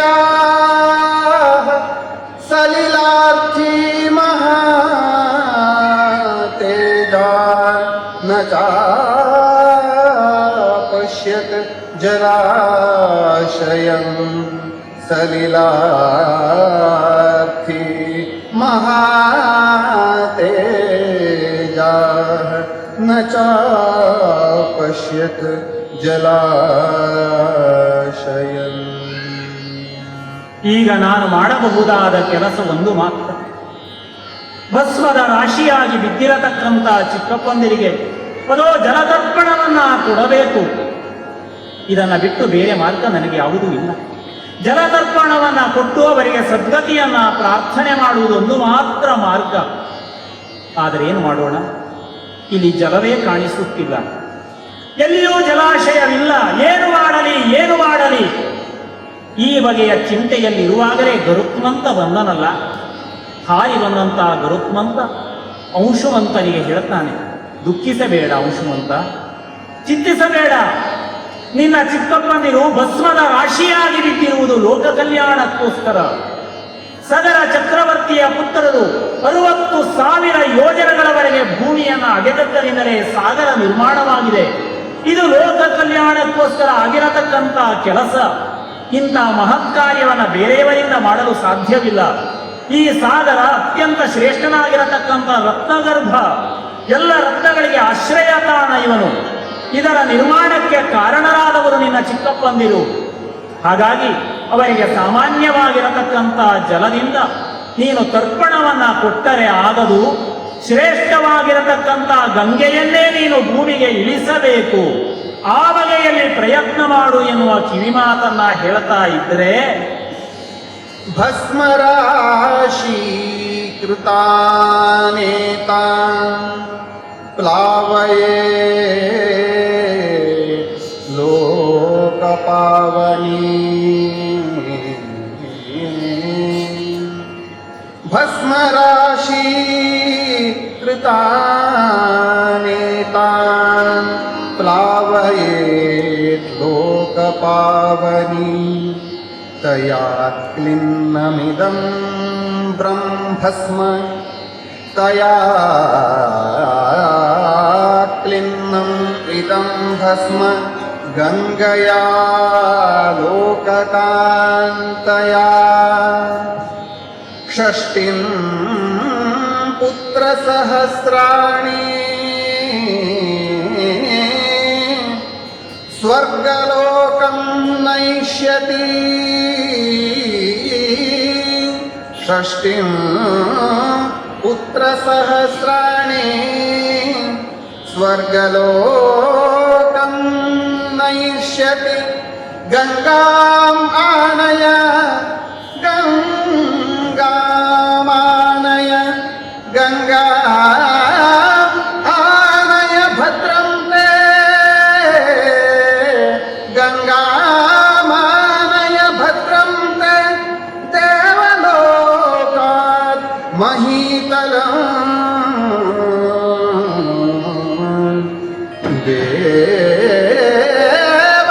ದೇವಲೋಕಾತ್ ಮಹೀತಲಂ. ವತ್ಸ, ಮಗು, ಅಂಶುಮಂತ, ದುಃಖಿಸಬೇಡ. ಮಹತ್ ಕಾರ್ಯಕ್ಕೆ ಕಾರಣರಾದವರು ನಿನ್ನ ಚಿಕ್ಕಪ್ಪಂದಿರು. ಸಾಮಾನ್ಯವಾದ ಜಲದ ತರ್ಪಣ ಬೇಡ ಮಗು. ಅದು ಸ್ವರ್ಗದ ಶ್ರೇಷ್ಠವಾದಂತಹ ಪವಿತ್ರವಾದಂತಹ ಗಂಗೆಯನ್ನ ಈ ಭೂಲೋಕಕ್ಕೆ ಇಳಿಸು. ಪವಿತ್ರವಾದಂತಹ ಗಂಗೆಯ ಜಲ ಈ ಭಸ್ಮದ ರಾಶಿಯ ಮೇಲೆ ಹರಿಯಿತು ಅಂತಾದರೆ ನಿನ್ನ ಎಲ್ಲ ಚಿಕ್ಕಪ್ಪಂದಿರಿಗೆ ಅದೋ ಸ್ವರ್ಗದ ಪ್ರಾಪ್ತಿಯಾಗುತ್ತದೆ, ಸದ್ಗತಿ ದೊರೆಯುತ್ತದೆ. ಈ ಬಗೆಯಲ್ಲಿ ಗರುತ್ಮಂತನು ಹೇಳುತ್ತಿದ್ದರೆ, ಈ ನಡುವಿನಲ್ಲಿ ಯಜ್ಞವನ್ನ ಪೂರ್ಣ ಮಾಡಬೇಕಾಗಿದೆ. ಯಜ್ಞಾಶ್ವ ಎಲ್ಲಿದೆ ಅಂತ ಕೇಳಿದರೆ, ಅದು ಕಪಿಲ ಮಹರ್ಷಿಯ ಆಶ್ರಮದ ಪ್ರದೇಶದಲ್ಲಿ ಆ ಶ್ರೇಷ್ಠರಾಗಿರತಕ್ಕಂಥ ಅಶ್ವವಿದೆ. ಮೊದಲು ಕೊಂಡು ಹೋಗಿ ಯಜ್ಞವನ್ನ ಪೂರ್ಣಗೊಳಿಸು, ಅನಂತರ ಸ್ವರ್ಗದ ಗಂಗೆಯನ್ನ ಭೂಮಿಗೆ ಇಳಿಸು, ಇವರಿಗೆ ಸದ್ಗತಿಯಾಗುವಂತೆ ನೋಡಿಕೋ. ಈ ಬಗೆಯಲ್ಲಿ ಗರುತ್ಮಂತ ಆದೇಶವನ್ನ ಮಾಡಿದ. ಗರುತ್ಮಂತನ ಮಾತನ್ನ ಒಪ್ಪಿದಂತ ಅಂಶುಮಂತ ಆ ಕುದುರೆಯನ್ನ ತೆಗೆದುಕೊಂಡು ಸಗರ ಚಕ್ರವರ್ತಿ ಯಜ್ಞ ಮಾಡ್ತಾ ಇರತಕ್ಕಂಥ ಪ್ರದೇಶಕ್ಕೆ ಬಂದಿದ್ದಾನೆ. ಪಾತಾಳ ಲೋಕದಲ್ಲಿ ಕಪಿಲ ಮಹರ್ಷಿಯ ಆಶ್ರಮದ ಪ್ರದೇಶದಲ್ಲಿ ನಡೆದಂತಹ ಎಲ್ಲ ಘಟನೆಗಳನ್ನ ಸಗರ ಚಕ್ರವರ್ತಿಗೆ ಹೇಳಿದ. ಕುದುರೆಯನ್ನ ಒಪ್ಪಿಸಿದ. ತನ್ನ 60,000 ಮಕ್ಕಳನ್ನ ಕಳೆದುಕೊಂಡಿರತಕ್ಕಂಥ ಸಗರ ಚಕ್ರವರ್ತಿ ದುಃಖಿತನಾಗಿಯೇ ಯಜ್ಞವನ್ನ ಋತ್ವಿಜರ ಸಹಾಯದಿಂದ ಪೂರ್ಣಗೊಳಿಸುತ್ತಾನೆ. ಆದರೆ ಸ್ವರ್ಗದ ಗಂಗೆಯನ್ನ ಭೂಮಿಗೆ ಇಳಿಸುವ ಬಗೆಯಂತೂ ಪಾವನಳಾದಂಥ ಗಂಗೆ ಸುಲಭವಾಗಿ ಭೂಮಿಗೆ ಇಳಿಯುವಳೆ. ಈ ಬಗೆಯಲ್ಲಿ ಚಿಂತೆ ಮಾಡುತ್ತಲೇ ಸುದೀರ್ಘಕಾಲ ಚಿಂತನೆಯನ್ನ ಮಾಡಿ ಮಾರ್ಗವನ್ನ ಕಾಣದೆ ಹತಾಶನಾಗಿರತಕ್ಕಂಥ ಸಗರ ಚಕ್ರವರ್ತಿ ಪ್ರಾಣಾರ್ಪಣೆ ಮಾಡುತ್ತಾನೆ.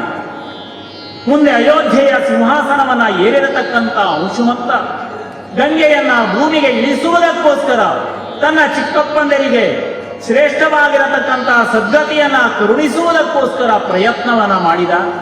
ತನ್ನ ಪ್ರಯತ್ನದಲ್ಲಿ ವಿಫಲನಾದ. ಅನಂತರದಲ್ಲಿ ಅಂಶುಮಂತನ ಮಗನಾಗಿರತಕ್ಕಂತಹ ದಿಲೀಪ ಸುದೀರ್ಘಕಾಲ ತಪಸ್ಸನ್ನ ಆಚರಿಸಿದ. ಹೇಗಾದರೂ ಮಾಡಿ ಗಂಗೆಯನ್ನ ಭೂಮಿಗೆ ಇಳಿಸಬೇಕೆಂದು ಪ್ರಯತ್ನ ಮಾಡಿದ. ಆತನೂ ಪ್ರಯತ್ನದಲ್ಲಿ ವಿಫಲನಾಗಿ ಚಿಂತಿಸ್ತಾ ಇದ್ದಾನೆ, ಹೇಗೆ ಗಂಗೆಯನ್ನ ಇಳಿಸುವುದು? ಕಥಂ ಕಥಂ ಕಥಂ ಗಂಗಾವತರಣ ಗಂಗಾವತರಣ ಮಾಡುವ ಬಗೆಯಂತೂ ಕಥಂ ಗಂಗಾವತರಣಂ ಕಥಂ ತೇಷಾಂ ಜಲಕ್ರಿಯಾ ತಾರಯೇಯಂ ಕಥಂ ಚೈತಾ ತಾರಯೇಯಂ ಕಥಂ ಚೈತಾ ಇತಿ ಚಿಂತಾ ಪರೋ ಭವೇತ್. ತಸ್ಯ ಚಿಂತಯತಾ ನಿತ್ಯಂ ಧರ್ಮೇಣ ವಿದಿತಾತ್ಮನಃ ತಸ್ಯ ಚಿಂತಯತಾ ನಿತ್ಯಂ ಧರ್ಮೇಣ ವಿದಿತಾತ್ಮನಃ ಪುತ್ರೋ ಪುತ್ರೋ ಪುತ್ರೋ ಭಗೀರಥೋ ನಾಮ ಪುತ್ರೋ ಭಗೀರಥೋ ನಾಮ ಜಜ್ಞೆ ಪರಮಧಾರ್ಮಿಕಃ ಜಜ್ಞೆ ಪರಮಧಾರ್ಮಿಕಃ ಪರಮಧಾರ್ಮಿಕಃ. ಕಥಂ ಗಂಗಾವತರಣಂ, ಸ್ವರ್ಗದ ಗಂಗೆಯನ್ನ ಭೂಮಿಗೆ ಇಳಿಸುವ ರೀತಿ ಯಾವುದು? ಕಥಂ ತೇಷಾಂ ಜಲಕ್ರಿಯಾ, ಅವರಿಗೆ ತರ್ಪಣವನ್ನ ಅರ್ಪಿಸುವ ಬಗೆ ಯಾವುದು? ಈ ಬಗೆಯಲ್ಲಿ ಸುದೀರ್ಘ ಕಾಲ ತಪಸ್ಸನ್ನು ಮಾಡಿ ಚಿಂತಿಸಿದಂತಹ ದಿಲೀಪನಿಗೆ ಮಾರ್ಗವೇ ಕಾಣಲಿಲ್ಲ. ಸಗರ ಚಕ್ರವರ್ತಿ ವಿಫಲನಾದ, ಅಂಶುಮಂತ ವಿಫಲನಾದ, ಅದು ಅಯೋಧ್ಯೆಯ ಶ್ರೇಷ್ಠ ಅಧಿಪರಲ್ಲಿ ಒಬ್ಬನಾದಂತಹ ದಿಲೀಪನು ಕೂಡ ತನ್ನ ವಂಶದ ಜನರಿಗೆ ಸದ್ಗತಿಯನ್ನ ಕರುಣಿಸಲು ತನ್ನಿಂದ ಸಾಧ್ಯವಾಗಲಿಲ್ಲ. ಈ ಬಗೆಯ ಚಿಂತೆಯಲ್ಲಿಯೇ ಅದೋ ಸ್ವರ್ಗಸ್ಥನಾಗಿದ್ದಾನೆ. ಹಾಗಾದರೆ ಭೂಮಿಗೆ ಗಂಗೆಯನ್ನ ಇಳಿಸುವ ಬಗೆಯಂತೂ ಈ ಬಗೆಯಲ್ಲಿ ಚಿಂತಿಸುತ್ತಿರುವಾಗಲೇ ಹುಟ್ಟಿದವನಿದ್ದಾನಲ್ಲ ಧರ್ಮಜ್ಞನಾದಂತಹ ಭಗೀರಥನೆನ್ನುವವನು ದಿಲೀಪನ ಪುತ್ರನಲ್ಲವೇ? ಅದು ತಂದೆಯ ನಂತರ ರಾಜ್ಯವನ್ನ ವಹಿಸಿಕೊಂಡಂತಹ ಆ ಭಗೀರಥ ತನ್ನ ರಾಜ್ಯವನ್ನೆಲ್ಲ ಮಂತ್ರಿಗಳಿಗೆ ಒಪ್ಪಿಸಿ ತಪಸ್ಸನ್ನ ಆಚರಣೆ ಮಾಡುವುದಕ್ಕೋಸ್ಕರ ಸ್ವರ್ಗದಿಂದ ಗಂಗೆಯನ್ನ ಇಳಿಸಿಯೇ ಇಳಿಸುತ್ತೇನೆ ಈ ಬಗೆಯ ದೃಢ ನಿರ್ಧಾರವನ್ನ ಮಾಡಿದಂತಹ ಭಗೀರಥ ಅದೋ ತಪಸ್ಸನ್ನ ಆಚರಿಸುವುದಕ್ಕೆ ಗೋಕರ್ಣ ಪ್ರದೇಶವನ್ನ ಸೇರಿದ್ದಾನೆ. ಊರ್ಧ್ವಬಾಹು ಊರ್ಧ್ವಬಾಹು ಪಂಚತಪಾಃ ಮಾಸಾಹಾರೋ ಜಿತೇಂದ್ರಿಯಃ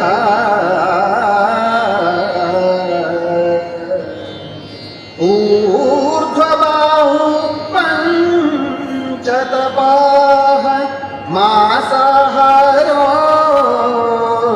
ಜಿತೇಂದ್ರಿಯಃ ತಸ್ಯ ವರ್ಷಸಹಸ್ರಾಣಿ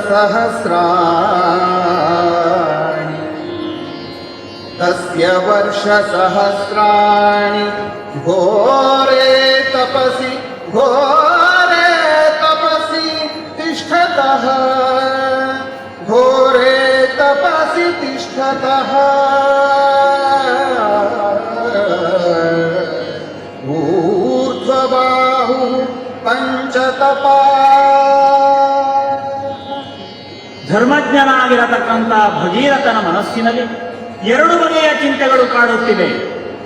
ಸಗರ ಚಕ್ರವರ್ತಿಯ ಪುತ್ರರಿಗೆ ಸದ್ಗತಿಯನ್ನ ಕರುಣಿಸುವುದಕ್ಕೋಸ್ಕರ ಗಂಗೆಯನ್ನ ಸ್ವರ್ಗದಿಂದ ಭೂಮಿಗೆ ಇಳಿಸಬೇಕು ಒಂದು ಚಿಂತೆ, ಪುತ್ರ ಸಂತಾನ ಇಲ್ಲ ಎನ್ನತಕ್ಕಂಥ ಇನ್ನೊಂದು ಚಿಂತೆ ಕಾಡ್ತಾ ಇದೆ. ತಪಸ್ಸಲ್ಲದೆ ಬೇರೆ ಮಾರ್ಗವಿಲ್ಲ ಅಂತ ಯೋಚನೆ ಮಾಡಿ ಗೋಕರ್ಣ ಕ್ಷೇತ್ರವನ್ನ ಸೇರಿದಂತ ಭಗೀರಥ ತಪಸ್ಸನ್ನ ಆಚರಿಸ್ತಾನೆ. ತಪಸ್ಸಿನ ಬಗೆಯೇನು ಎನ್ನುವುದನ್ನ ವಾಲ್ಮೀಕಿ ಮಹರ್ಷಿಗಳು ಹೀಗೆ ವರ್ಣನೆ ಮಾಡ್ತಾರೆ. ಪಂಚಾಗ್ನಿಗಳ ಮಧ್ಯದಲ್ಲಿ ಕುಳಿತಿದ್ದಾನೆ. 4 ಕಡೆಯಲ್ಲಿ ಅಗ್ನಿಯ ಕುಂಡವನ್ನ ಮಾಡಿ ಮಧ್ಯದಲ್ಲಿ ಈತ ಕುಳಿತಿದ್ದಾನೆ. ನಡುನೆತ್ತಿಯನ್ನ ಸೂರ್ಯ ಸುಡುತ್ತಾ ಇದ್ದಾನೆ. ಇದು ಒಂದು ಬಗೆಯ ಪಂಚಾಗ್ನಿ. ಇನ್ನೊಂದು ಬಗೆಯ ಪಂಚಾಗ್ನಿ ಇದೆ.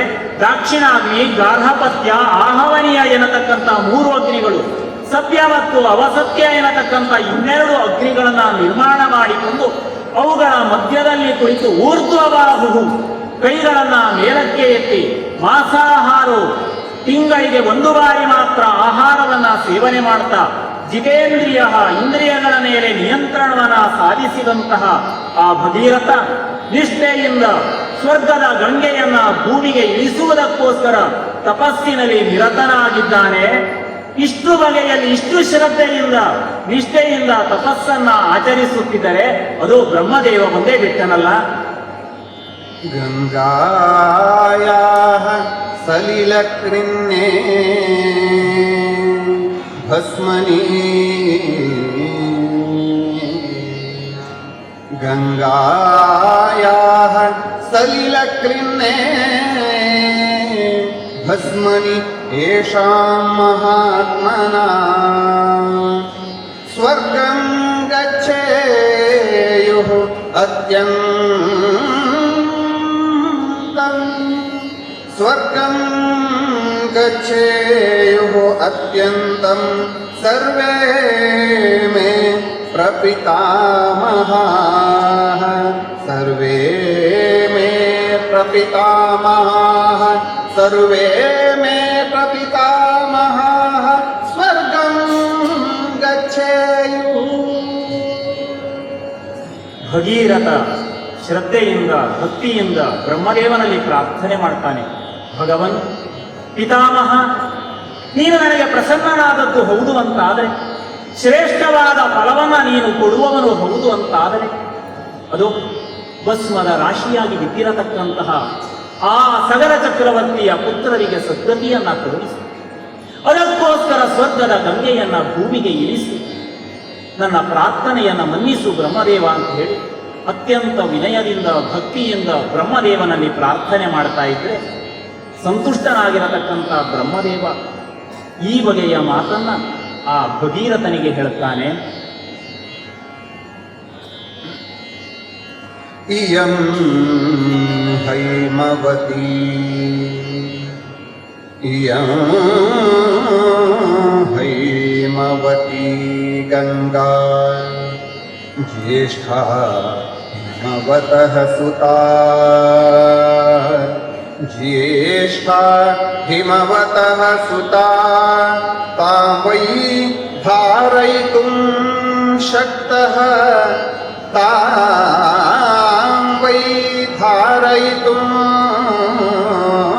ಶಕ್ತೋ ಹರಃ ತತ್ರ ನಿಯುಜ್ಯತಾಂ, ಹರಃ ತತ್ರ ನಿಯುಜ್ಯತಾಂ, ಹರಃ ತತ್ರ ನಿಯುಜ್ಯತಾಂ.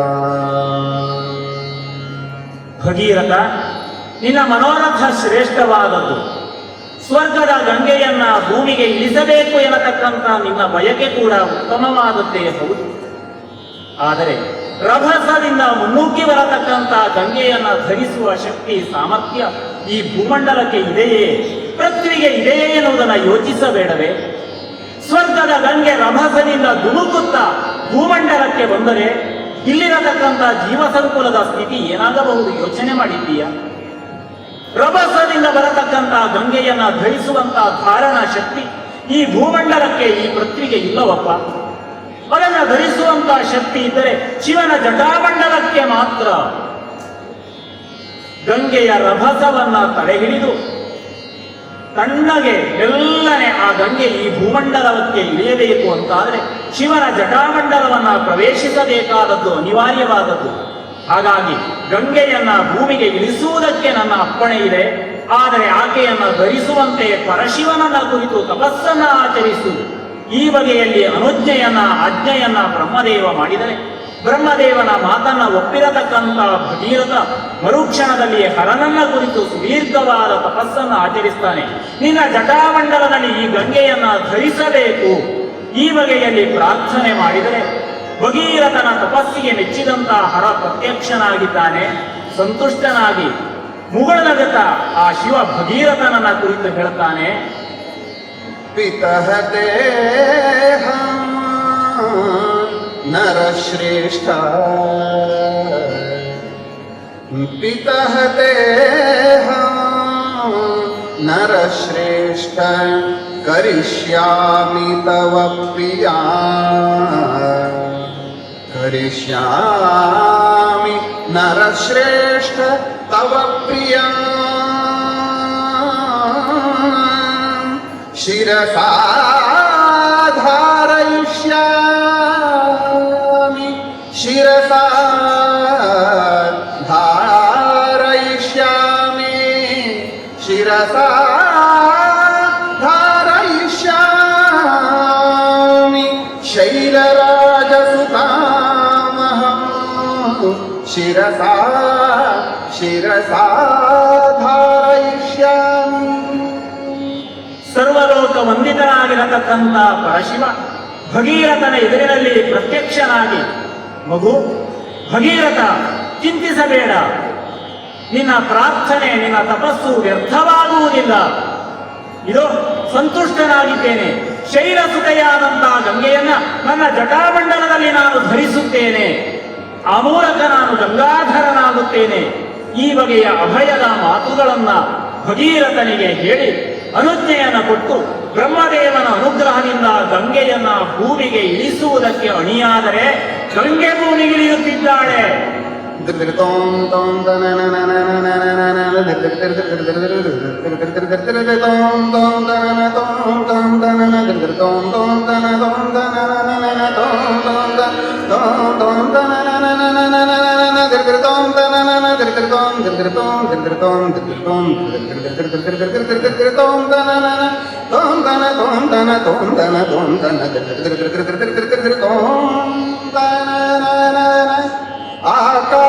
ಆಕಾಶಾತ್ ಅಪತತ್ ಗಂಗಾ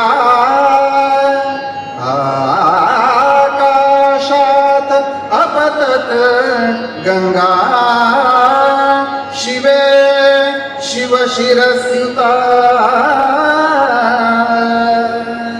ಶಿವೇ ಶಿವ ಶಿರಸಿ ಉತ ಅಚಿಂತಯಚ್ಚ ಸಾ ದೇವಿ ಅಚಿಂತಯತ್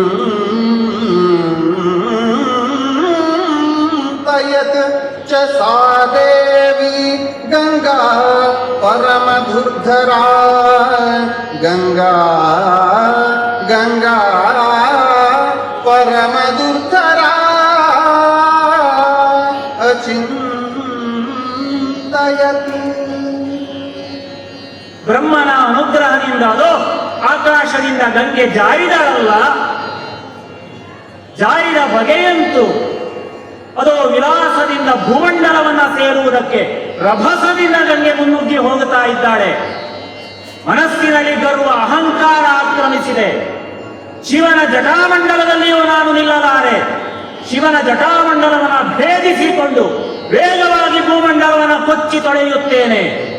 ಈ ಬಗೆಯ ಅಹಂಕಾರದಿಂದ ಗಂಗೆ ಮುನ್ನುಗ್ಗಿ ಬರುತ್ತಿದ್ದರೆ ವಿಶಾಲವಾಗಿ ಪರ್ವತ ಶ್ರೇಣಿಗಳ ರೂಪದಲ್ಲಿ ಜಟೆಯನ್ನ ಹರಡಿ ನಿಂತಿದ್ದಾನೆ ಪರಶಿವ. ಜಟಾಮಂಡಲವನ್ನ ಸೇರಿದಂತಹ ಗಂಗೆಗೆ ಅದು ಗುಹೆಯ ರೂಪದಲ್ಲಿ ಕಾಣಿಸಿ ಎಲ್ಲಿ ಹೋದರೂ ಹೊರಗೆ ಬೀಳತಕ್ಕಂಥ ಮಾರ್ಗವೇ ಕಾಣಿಸದೆ ಅದೆಷ್ಟೋ ವರ್ಷಗಳ ಕಾಲ ಜಟಾಮಂಡಲದಲ್ಲಿ ಸಿಕ್ಕು ನರಳುತ್ತಿದ್ದಾಳೆ ಗಂಗೆ. ಭೂಮಿಗೆ ಇಳಿಯಲೇ ಇಲ್ಲ. ಅಹಂಕಾರದಿಂದ ಮೆರೆಯುತ್ತಿರತಕ್ಕಂಥ ಗಂಗೆಯನ್ನ ಜಟಾಮಂಡಲದಲ್ಲಿ ಬಂಧಿಸಿದ್ದಾನೆ ಶಿವ. ಹೊರಗೆ ಬರುವ ದಾರಿ ಗಂಗೆಗೂ ಕಾಣಿಸುತ್ತಿಲ್ಲ. ಅಹಂಕಾರದಿಂದ ಮೆರೆಯುತ್ತಿರತಕ್ಕಂಥ ಗಂಗೆಯನ್ನ ಭೂಮಿಗೆ ಇಳಿಸಲು ಶಿವನೂ ಒಪ್ಪುತ್ತಿಲ್ಲ.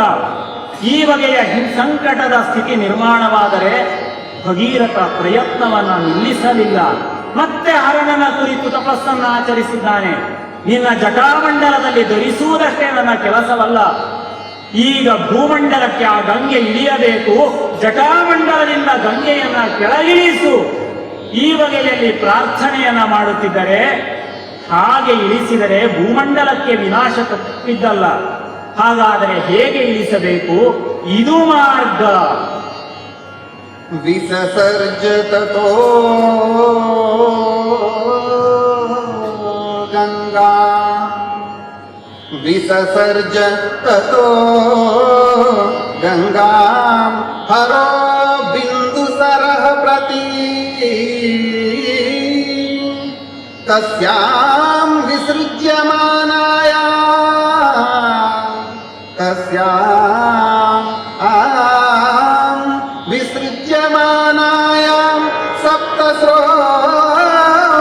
सप्तस्रोतांसि जज्ञिरे सप्तस्रोतांसि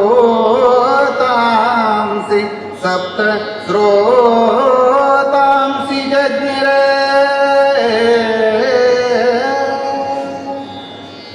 ಭಗೀರಥನ ತಪಸ್ಸಿಗೆ ಮೆಚ್ಚಿದಂತ ಗಂಗಾಧರ, ಮಗು ಭಗೀರಥ ಚಿಂತಿಸಬೇಡ, ಜಟಾಮಂಡಲದಲ್ಲಿ ಧರಿಸುವ ಮೂಲಕ ಗಂಗೆಯ ಅಹಂಕಾರವನ್ನ ಮುರಿದಿದ್ದೇನೆ. ಭೂಮಂಡಲಕ್ಕೆ ಒಳಿತಾಗಬೇಕು ಅಂತಾದರೆ ನೇರವಾಗಿ ಗಂಗೆಯ ಪ್ರವಾಹ ಭೂಮಿಗೆ ಇಳಿದರೆ ಅದನ್ನು ಸಹಿಸತಕ್ಕಂತಹ ಶಕ್ತಿ ಭೂಮಂಡಲದಲ್ಲಿ ಯಾರಿಗೂ ಇಲ್ಲ. ಹಾಗಾಗಿ ಸಪ್ತ ಧಾರೆಗಳಾಗಿ ಗಂಗೆಯನ್ನ ಭೂಮಿಗೆ ಇಳಿಸ್ತೇನೆ ಅಂತ ಹೇಳಿ ಜಟಾಮಂಡಲದಲ್ಲಿ 7 ಧಾರೆಗಳ ರೂಪದಲ್ಲಿ ಗಂಗೆಯನ್ನ ಇಳಿಸಿದರೆ ಸ್ವಾದಿನಿ, ಪಾವನಿ ಮತ್ತು ನಳಿನಿ ಎನ್ನತಕ್ಕಂಥ 3 ಧಾರೆಗಳು ಅದು ಪೂರ್ವಾಭಿಮುಖವಾಗಿ ಹೋಗಿ ಸಾಗರವನ್ನ ಸೇರ್ತಾ ಇವೆ. ಸುಚಕ್ಷು, ಸೀತಾ, ಸಿಂಧು ಎನ್ನತಕ್ಕಂಥ 3 ಧಾರೆಗಳು ಪಶ್ಚಿಮಾಭಿಮುಖವಾಗಿ ಹೋಗಿ ಪಶ್ಚಿಮದ ಸಾಗರವನ್ನ ಸೇರ್ತಾ ಇವೆ. ಕೊನೆಯದಾದಂಥ ಅಲಕಾನಂದ ಎನ್ನತಕ್ಕಂಥ 1 ಧಾರೆ ಭಗೀರಥನನ್ನ ಅನುಸರಿಸಿ ಹೋಗುತ್ತಾ ಇದ್ದರೆ ಆ ಹೋಗುವ ಬಗೆಯನ್ನ ವಾಲ್ಮೀಕಿ ಮಹರ್ಷಿಗಳು ಕಟ್ಟಿಕೊಡ್ತಾರೆ. ಎದುರಿನಲ್ಲಿ ಸ್ವರ್ಣ ರಥವನ್ನ ಏರಿದಂತ ಭಗೀರಥ ಮುಂದಕ್ಕೆ ಹೋಗುತ್ತಾ ಇದ್ದರೆ ಅಲಕಾನಂದ ಎನ್ನತಕ್ಕಂಥ 7ನೆಯ ಧಾರೆ ಅವನನ್ನು ಅನುಸರಿಸಿ ಹೋಗುತ್ತಾ ಇದ್ದಾಳೆ. ತಂದೆಯ ಜೊತೆಯಲ್ಲಿ ಹೋಗತಕ್ಕಂಥ ಪುಟ್ಟ ಮಗುವಿನಂತೆ ಕಾಣಿಸ್ತಾ ಇದ್ದಾಳೆ ಗಂಗೆ. ಭಗೀರಥೋಪಿ ರಾಜರ್ಷಿಃ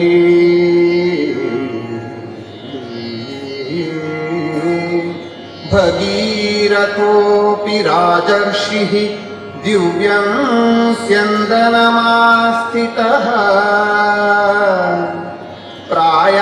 प्रायादग्रे महातेजा प्रायात् अग्रे महातेजा गंगातं चाप्यनुव्रजत् गंगातं चाप्यनुव्रजत्. ರಾಜರ್ಷಿಯಾದಂಥ ಧರ್ಮಜ್ಞನಾಗಿರತಕ್ಕಂಥ ಭಗೀರಥ ಸ್ವರ್ಣ ರಥವನ್ನ ಏರಿ ಅದು ನನ್ನ ವಂಶದ ಶ್ರೇಷ್ಠರಾಗಿರತಕ್ಕಂಥ ಸಗರ ಪುತ್ರರಿಗೆ ಸದ್ಗತಿಯನ್ನ ಕರುಣಿಸುವುದಕ್ಕೆ ಸ್ವರ್ಗದ ಗಂಗೆಯನ್ನ ಇಳಿಸಿದೆ, ಅವಳಿಗೆ ದಾರಿಯನ್ನ ತೋರಿಸುತ್ತೇನೆ. ಈ ಬಗೆಯಲ್ಲಿ ರಥವನ್ನ ಏರಿ ಮುಂದಕ್ಕೆ ಹೋಗುತ್ತಾ ಇದ್ದರೆ ಗಂಗೆ ಹಿಂದಿನಿಂದ ಅನುಸರಿಸಿ ಬರ್ತಾ ಇದ್ದಾಳೆ. ಗಂಗೆ ಮಾತ್ರ ಬಂದದ್ದಲ್ಲ, ಗಂಗೆಯ ಜೊತೆಯಲ್ಲಿ ಮೀನುಗಳು, ಆನೆಗಳು, ಮೊಸಳೆಗಳು ಜಾರಿ ಭೂಮಂಡಲಕ್ಕೆ ಇಳಿಯುತ್ತಿವೆ. ಆ ಕಡೆಯಲ್ಲಿ ಈ ಸಂಭ್ರಮವನ್ನ ನೋಡುವುದಕ್ಕೋಸ್ಕರ ದೇವತೆಗಳು, ಗಂಧರ್ವರು ಬೃಹತ್ ಪ್ರಮಾಣದ ವಿಮಾನವನ್ನ ಏರಿ ಮೇಲುಗಡೆಯಲ್ಲಿ ನಿಂತುಕೊಂಡು ಪುಷ್ಪವೃಷ್ಟಿಯನ್ನ ಮಾಡುತ್ತಾ ಇದ್ದಾರೆ. ಈ ಬಗೆಯಲ್ಲಿ ಸಂಭ್ರಮವನ್ನ ನೋಡುತ್ತಿದ್ದರೆ ದೇವತೆಗಳು ಶ್ರೇಷ್ಠವಾಗಿರತಕ್ಕಂತಹ ಆಶೀರ್ವಾದವನ್ನ ಭಗೀರಥನಿಗೆ ಮಾಡುತ್ತಾ ಇದ್ದಾರೆ. ಈ ಕಡೆಯಲ್ಲಿ ಪುರೋಹಿತರು ವೇದಘೋಷವನ್ನ ಮಾಡುತ್ತಾ ಇದ್ದಾರೆ. ನಾಡಿನ ಜನರೆಲ್ಲವೂ ಈ ನಾಡು ಸಸ್ಯ ಸಮೃದ್ಧಿಯಿಂದ ಶೋಭಿಸಲಿ ಎಂಬುದಾಗಿ ಪ್ರಾರ್ಥನೆಯನ್ನ ಮಾಡ್ತಾ ಇದ್ದಾರೆ. ಶಾಪದ ಪರಿಣಾಮವಾಗಿ ಭೂಲೋಕದಲ್ಲಿ ಹುಟ್ಟಿದಂತ ಅದೆಷ್ಟೋ ಜನರು ಆ ಪವಿತ್ರವಾದ ಗಂಗೆಯಲ್ಲಿ ಮಿಂದು ಶಾಪಮುಕ್ತರಾಗುತ್ತಾ ಇದ್ದಾರೆ. ಈ ಬಗೆಯಲ್ಲಿ ಎಲ್ಲರನ್ನ ಪವಿತ್ರಗೊಳಿಸಿರತಕ್ಕಂಥ ಗಂಗೆ ಅದು ಭಗೀರಥನನ್ನ ಅನುಸರಿಸಿ ಹೋಗುತ್ತಾ ಇದ್ದರೆ ಮತ್ತೊಂದು ಅನಾಹುತವಾಗಿದೆ. ತತೋ ಹಿ ಯಜಮಾನಸ್ಯ ಜನ್ಮೋಃ ಅದ್ಭುತ ಕರ್ಮಣಃ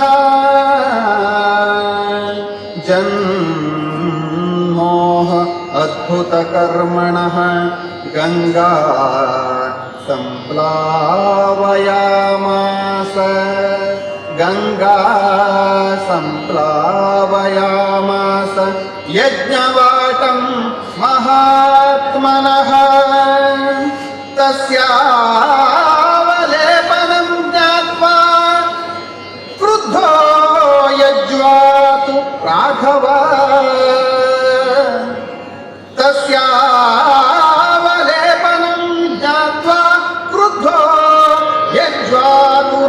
उद्भव अपिबत च जलं सर्वं गङ्गायाः परमद्भुतम् अपिबत च जलं सर्वं गङ्गायाः परमद्भुतम् ततो देवाः सगन्धर्वाः ऋषयश्च सुविस्मिताः पूजयन्ति पूजयन्ति पूजयन्ति महात्मानो जह्म पुरुषसत्तमं पूजयन्ति महात्मानं जह्म पुरुषसत्तमम्. ಗಂಗೆಯ ಸ್ವಭಾವವನ್ನು ಅರ್ಥ ಮಾಡಿಕೊಳ್ಳಲು ಸಾಧ್ಯವಾಗುತ್ತಾ ಇಲ್ಲ. ಎಂಥ ವಿಚಿತ್ರ ಸ್ವಭಾವದ ಹೆಣ್ಣು ಇವಳು. ಶಿವನು ಜಟಾಮಂಡಲದಲ್ಲಿ ಅವಳನ್ನ ಬಂಧಿಸಿ ಅವಳ ಅಹಂಕಾರವನ್ನು ಅಡಗಿಸಿದರು. ಇನ್ನು ಅಹಂಕಾರ ಇಳಿಯಲಿಲ್ಲ. ಅದು ಪ್ರವಹಿಸುತ್ತಾ ಪ್ರವಹಿಸುತ್ತಾ ಜನ್ಮ ಮಹರ್ಷಿಯ ಆಶ್ರಮದ ಪ್ರದೇಶವನ್ನ ಸೇರಿದಂತ ಗಂಗೆ ತಪಸ್ಸಿನಲ್ಲಿ ನಿರತನಾಗಿರತಕ್ಕಂಥ ಜನ್ಮ ಮಹರ್ಷಿಯ ಆಶ್ರಮವನ್ನ ಕೊಚ್ಚಿಕೊಂಡು ಮುಂದಕ್ಕೆ ಹೋಗುತ್ತಾ ಇದ್ದಾಳೆ. ತಪ್ಪು ಮಾಡದೆ ತಪಸ್ಸಿನಲ್ಲಿ ನಿರತನಾದಂತಹ ಜನ್ಮ ಮಹರ್ಷಿ ಇದನ್ನ ಹೇಗೆ ಸಹಿಸಬಲ್ಲ? ಶಿವನು ಇವಳ ಅಹಂಕಾರವನ್ನು ಮುರಿದರು. ಇನ್ನೂ ಅಹಂಕಾರ ಇಳಿದಿಲ್ಲ. ಇವಳನ್ನ ನಿಯಂತ್ರಿಸಬೇಕು. ಈ ಬಗೆಯಲ್ಲಿ ಆಲೋಚನೆ ಮಾಡಿದಂತಹ ಜನ್ಮ ಮಹರ್ಷಿ ಭೂಲೋಕದ ತಪಸ್ಸಿನ ಫಲ ಏನು ಎನ್ನುವುದನ್ನು ತೋರಿಸುತ್ತೇನೆ ಎಂಬುದಾಗಿ ಮರುಕ್ಷಣದಲ್ಲಿ ಕೈಯಲ್ಲಿ ಆಪೋಷಣದ ರೂಪದಲ್ಲಿ ಗಂಗೆಯನ್ನು ತೆಗೆದು ತನ್ನ ಕಂಠಕ್ಕೆ ಇಳಿಸಿದ್ದಾನೆ. ತನ್ನ ಉದರದಲ್ಲಿ ಗಂಗೆಯನ್ನು ಬಂಧಿಸಿ ಇಟ್ಟಿದ್ದಾನೆ ಜನ್ಮ ಮಹರ್ಷಿ. ಭಗೀರಥ ದಿವ್ಯ ರಥವನ್ನು ಏರಿ ಮುಂದಕ್ಕೆ ಹೋಗುತ್ತಿದ್ದರೆ ಮತ್ತೆ ಸಂಕಟ. ಒಟ್ಟಿನಲ್ಲಿ ಗಂಗೆಯನ್ನ ಭೂಮಿಗೆ ಇಳಿಸುವುದೇ ಕಷ್ಟದ ಸ್ಥಿತಿ. ಈಗ ಜನ್ಮ ಮಹರ್ಷಿಯ ಉದರಕ್ಕೆ ಸೇರಿರತಕ್ಕಂಥ ಗಂಗೆಯನ್ನ ಮತ್ತೆ ಬಿಡಿಸುವ ಬಗೆಯಂತೂ ದೇವತೆಗಳನ್ನ ಸೇರಿಕೊಂಡಿರತಕ್ಕಂತಹ ಭಗೀರಥ ಅದೋ ಜನ್ಮ ಮಹರ್ಷಿಯನ್ನ ಪ್ರಾರ್ಥನೆ ಮಾಡ್ತಾ ಇದ್ದಾನೆ.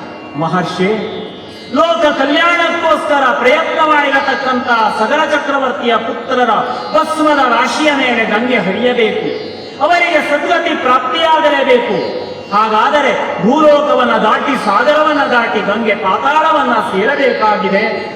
ಹಾಗಾಗಿ ಇವಳನ್ನ ಬಿಟ್ಟುಕೊಡು ಅಂತ ಹೇಳಿದರೆ ಭಗೀರಥನ ಪ್ರಾರ್ಥನೆಯನ್ನ ಅವಿರತವಾದ ಶ್ರಮವನ್ನ ಕಂಡಿರತಕ್ಕಂಥ ಜನ್ಮ ಮಹರ್ಷಿ ಸಂತೋಷದಿಂದ ಮಗಳ ಸ್ವರೂಪದಲ್ಲಿ ಗಂಗೆಯನ್ನ ಕಂಡು ಕಂಠದಿಂದ ಸ್ವೀಕರಿಸಿದಂತ ಗಂಗೆಯನ್ನ ಕರುಣದ ಮೂಲಕ ಹೊರಕ್ಕೆ ಬಿಡುತ್ತಾನೆ. ಮಗಳಿನಂತೆ ಪ್ರೀತಿಯಿಂದ ಹೊರಕ್ಕೆ ಬಿಡುತ್ತಾನೆ. ಆ ಕಾರಣದಿಂದಲೇ ಅವಳಿಗೆ ಜನ್ಮಸುತ ಜಾಹ್ನವಿ ಅನ್ನತಕ್ಕಂಥ ಹೆಸರು ಬರ್ತದೆ. ಜನ್ಮ ಮಹರ್ಷಿಯ ಕರುಣ ಕುಹರದಿಂದ ಹೊರಬಂದವಳು ಗಂಗೆ. ಆ ಮೂಲಕ ಜನ್ಮಸತೆಯಾಗಿ ಜಾಹ್ನವಿಯಾಗಿ ಮತ್ತೆ ಮುಂದಕ್ಕೆ ಹೋಗುತ್ತಾ ಇದ್ದಾಳೆ. ಅದು ದಿವ್ಯ ರಥವನ್ನ ಏರಿ ಮತ್ತೆ ಭಗೀರಥ ಮುಂದಕ್ಕೆ ಸಾಗುತ್ತಾ ಇದ್ದಾರೆ. ಸಾಗರವನ್ನ ಸೇರಿದ್ದಾನೆ. ಸಾಗರದಿಂದ ಮುಂದಕ್ಕೆ ಗಂಗೆ ಪಾತಾಳವನ್ನ ಸೇರಿದ್ದಾಳೆ. ಮುಂದೇನಾಯಿತು? ಸಾಗರಂ ಚಾಪಿ ಸಂಪ್ರಾಪ್ತಾಃ ಸಾಗರಂ ಚಾಪಿ ಸಂಪ್ರಾಪ್ತಾಃ ಸಾ ಸರಿತ್ ಪ್ರವರಾಯಗಾ ಸಾ ಸರಿತ್ ಸಾ ಸರಿತ್ ಸಾ ಸರಿತ್ ಪ್ರವರಾಯಗಾ ರಸಾತಲಂ ಉಪಾಗಚ್ಚತ್ ಸಿದ್ಧ್ಯರ್ಥಂ ತಸ್ಯ ಕರ್ಮಣಃ ರಸಾತಲಂ ರಸಾತಲಂ ರಸಾತಲಂ ಉಪಾಗಚ್ಚತ್ ಸಿದ್ಧ್ಯರ್ಥಂ ತಸ್ಯ ಕರ್ಮಣಃ. ಅಪೂರ್ವವಾದಂತಹ ಘಟನೆಗೆ ಭೂಲೋಕ ಪಾತಾಳ ಲೋಕ ಸಾಕ್ಷಿಯಾಗುತ್ತಾ ಇದೆ. ಸ್ವರ್ಣ ರಥವನ್ನ ಏರಿ ಭೂಲೋಕವನ್ನ ದಾಟಿ ಸಾಗರವನ್ನ ದಾಟಿ ಪಾತಾಳದ ಕಡೆಗೆ ಅದೋ ಭಗೀರಥನ ರಥ ಸಾಗುತ್ತಾ ಇದ್ದರೆ ಗಂಗೆ ಅವನನ್ನು ಅನುಸರಿಸಿ ಪಾತಾಳ ಲೋಕವನ್ನ ಸೇರಿದ್ದಾಳೆ. ಆತನ ಮಾರ್ಗದರ್ಶನದಂತೆ ಮುಂದಕ್ಕೆ ಬಂದಿರತಕ್ಕಂಥ ಗಂಗೆ ಸಗರ ಚಕ್ರವರ್ತಿಯ ಪುತ್ರರ ಭಸ್ಮದ ರಾಶಿಯ ಮೇಲೆ ಹರಿದಿದ್ದಾಳೆ. ತನ್ಮೂಲಕ ಸಗರ ಚಕ್ರವರ್ತಿಯ ಪುತ್ರರಿಗೆ ಸದ್ಗತಿ ಪ್ರಾಪ್ತಿಯಾಗಿದೆ. ಲೋಕದಲ್ಲಿ ಭಗೀರಥ ಪ್ರಯತ್ನ ಅದೆಷ್ಟು ಬಗೆಯ ಪ್ರಯತ್ನವನ್ನ ಮಾಡಿದ, ಬ್ರಹ್ಮನನ್ನ ಒಲಿಸಿಕೊಂಡ, 2 ಬಾರಿ ಶಿವನನ್ನ ಕುರಿತು ತಪಸ್ಸನ್ನ ಆಚರಿಸಿದ, ಆದರೂ ನನಗೆ ಒಲಿಯಲಿಲ್ಲ. ಅನಂತರದಲ್ಲಿ ಜನ್ಮ ಮಹರ್ಷಿಯನ್ನ ಪ್ರಾರ್ಥನೆ ಮಾಡಿದ. ಹಿಂದಿನ ವಂಶದವರಿಗೆ ಆಗದೇ ಹೋದಂತ ಸಗರನಿಗೆ ಆಗಲಿಲ್ಲ, ಅಂಶುವಂತನಿಗೆ ಆಗಲಿಲ್ಲ, ದಿಲೀಪನಿಗೆ ಆಗಲಿಲ್ಲ, 3 ತಲೆಮಾರುಗಳಿಗೆ ಆಗದೇ ಹೋದಂತ ಕೆಲಸವನ್ನ ನಿರಂತರವಾದ ಪ್ರಯತ್ನದ ಪರಿಣಾಮವಾಗಿ ಭಗೀರಥ ಸಾಧಿಸಿದ. ಪ್ರಯತ್ನ ಮಾಡಿದರೆ ಅಸಾಧ್ಯವಾದದನ್ನ ಸಾಧಿಸಬಹುದು. ಸಾಗುವ ಮಾರ್ಗ ಒಳ್ಳೆಯದಾಗಿದ್ದರೆ ಶ್ರೇಯಸ್ಸು ಕಟ್ಟಿಟ್ಟ ಬುತ್ತಿ. ಆ ಮಾರ್ಗದಲ್ಲಿ ಕಷ್ಟಗಳು ಬರಬಹುದು. ಕವಿಗಳೇ ಹೇಳ್ತಾರೆ, ಶ್ರೇಯಾಂಸಿ ಬಹುವಿಘ್ನಾನಿ. ಒಳ್ಳೆಯ ಕೆಲಸವನ್ನ ಮಾಡಲು ಹೊರಟಾಗ ಕಷ್ಟಗಳು, ವಿಘ್ನಗಳು ಸಹಜ. ಆ ವಿಘ್ನವನ್ನ ಎದುರಿಸುವಂತಹ ಶಕ್ತಿ ಧೀರನಾದ ವ್ಯಕ್ತಿಗೆ ಮಾತ್ರ ಇರ್ತದೆ. ಹಾಗಾಗಿ ಭಗೀರಥನ ಪ್ರಯತ್ನ ಅದು ಧೀರ ಪ್ರಯತ್ನ. ಇವತ್ತು ಸಂಸ್ಕೃತವನ್ನ ಉಳಿಸುವುದಕ್ಕೆ ಕೂಡ ನಾವು ಧೀರ ಪ್ರಯತ್ನವನ್ನ ಮಾಡಬೇಕಾಗಿದೆ. ಮತ್ತೊಮ್ಮೆ ಭೂಲೋಕದಲ್ಲಿ ಸಂಸ್ಕೃತ ರಾರಾಜಿಸುವಂತೆ, ಸಂಸ್ಕೃತದ ಮೂಲಕ ಶ್ರೇಷ್ಠವಾಗಿರತಕ್ಕಂತಹ ಸಂಸ್ಕೃತಿ ನೆಲೆಗೊಳ್ಳುವಂತೆ ಮಾಡಬೇಕಾದ್ರೆ, ಈ ಸಂಸ್ಕೃತೋತ್ಸವ ಅರ್ಥಪೂರ್ಣವಾಗಬೇಕಾದ್ರೆ ನಮ್ಮೆಲ್ಲರ ಭಗೀರಥ ಪ್ರಯತ್ನ ಅನಿವಾರ್ಯ ಅಂತ ಹೇಳ್ತಾ ಕಾವ್ಯಕ್ಕೆ ಮಂಗಳವನ್ನ ಹಾಡ್ತೇವೆ. ಅವನಿತಲಂ ಪುನರವತೀರ್ಣಾ ಸ್ಯಾತ್ ಸಂಸ್ಕೃತಗಂಗಾಧಾರ. ಅವನಿತಲಂ ಪುನರವತೀರ್ಣಾ ಸ್ಯಾತ್ ಸಂಸ್ಕೃತಗಂಗಾಧಾರ. ಧೀರ ಭಗೀರಥ ವಂಶೋಸ್ಮಾಕಂ ವಯಂ ತು ಕೃತ ನಿರ್ಧಾರ. ವಯಂ ತು ಕೃತ ನಿರ್ಧಾರ. ವಯಂ ತು ಕೃತ ನಿರ್ಧಾರ. ವಯಂ ತು ಕೃತ ನಿರ್ಧಾರ. ವೀರ ಭಗೀರಥ ವಂಶೋಸ್ಮಾಕಂ ವಯಂ ತು ಕೃತ ನಿರ್ಧಾರ. ವಯಂ ತು ಕೃತ ನಿರ್ಧಾರ.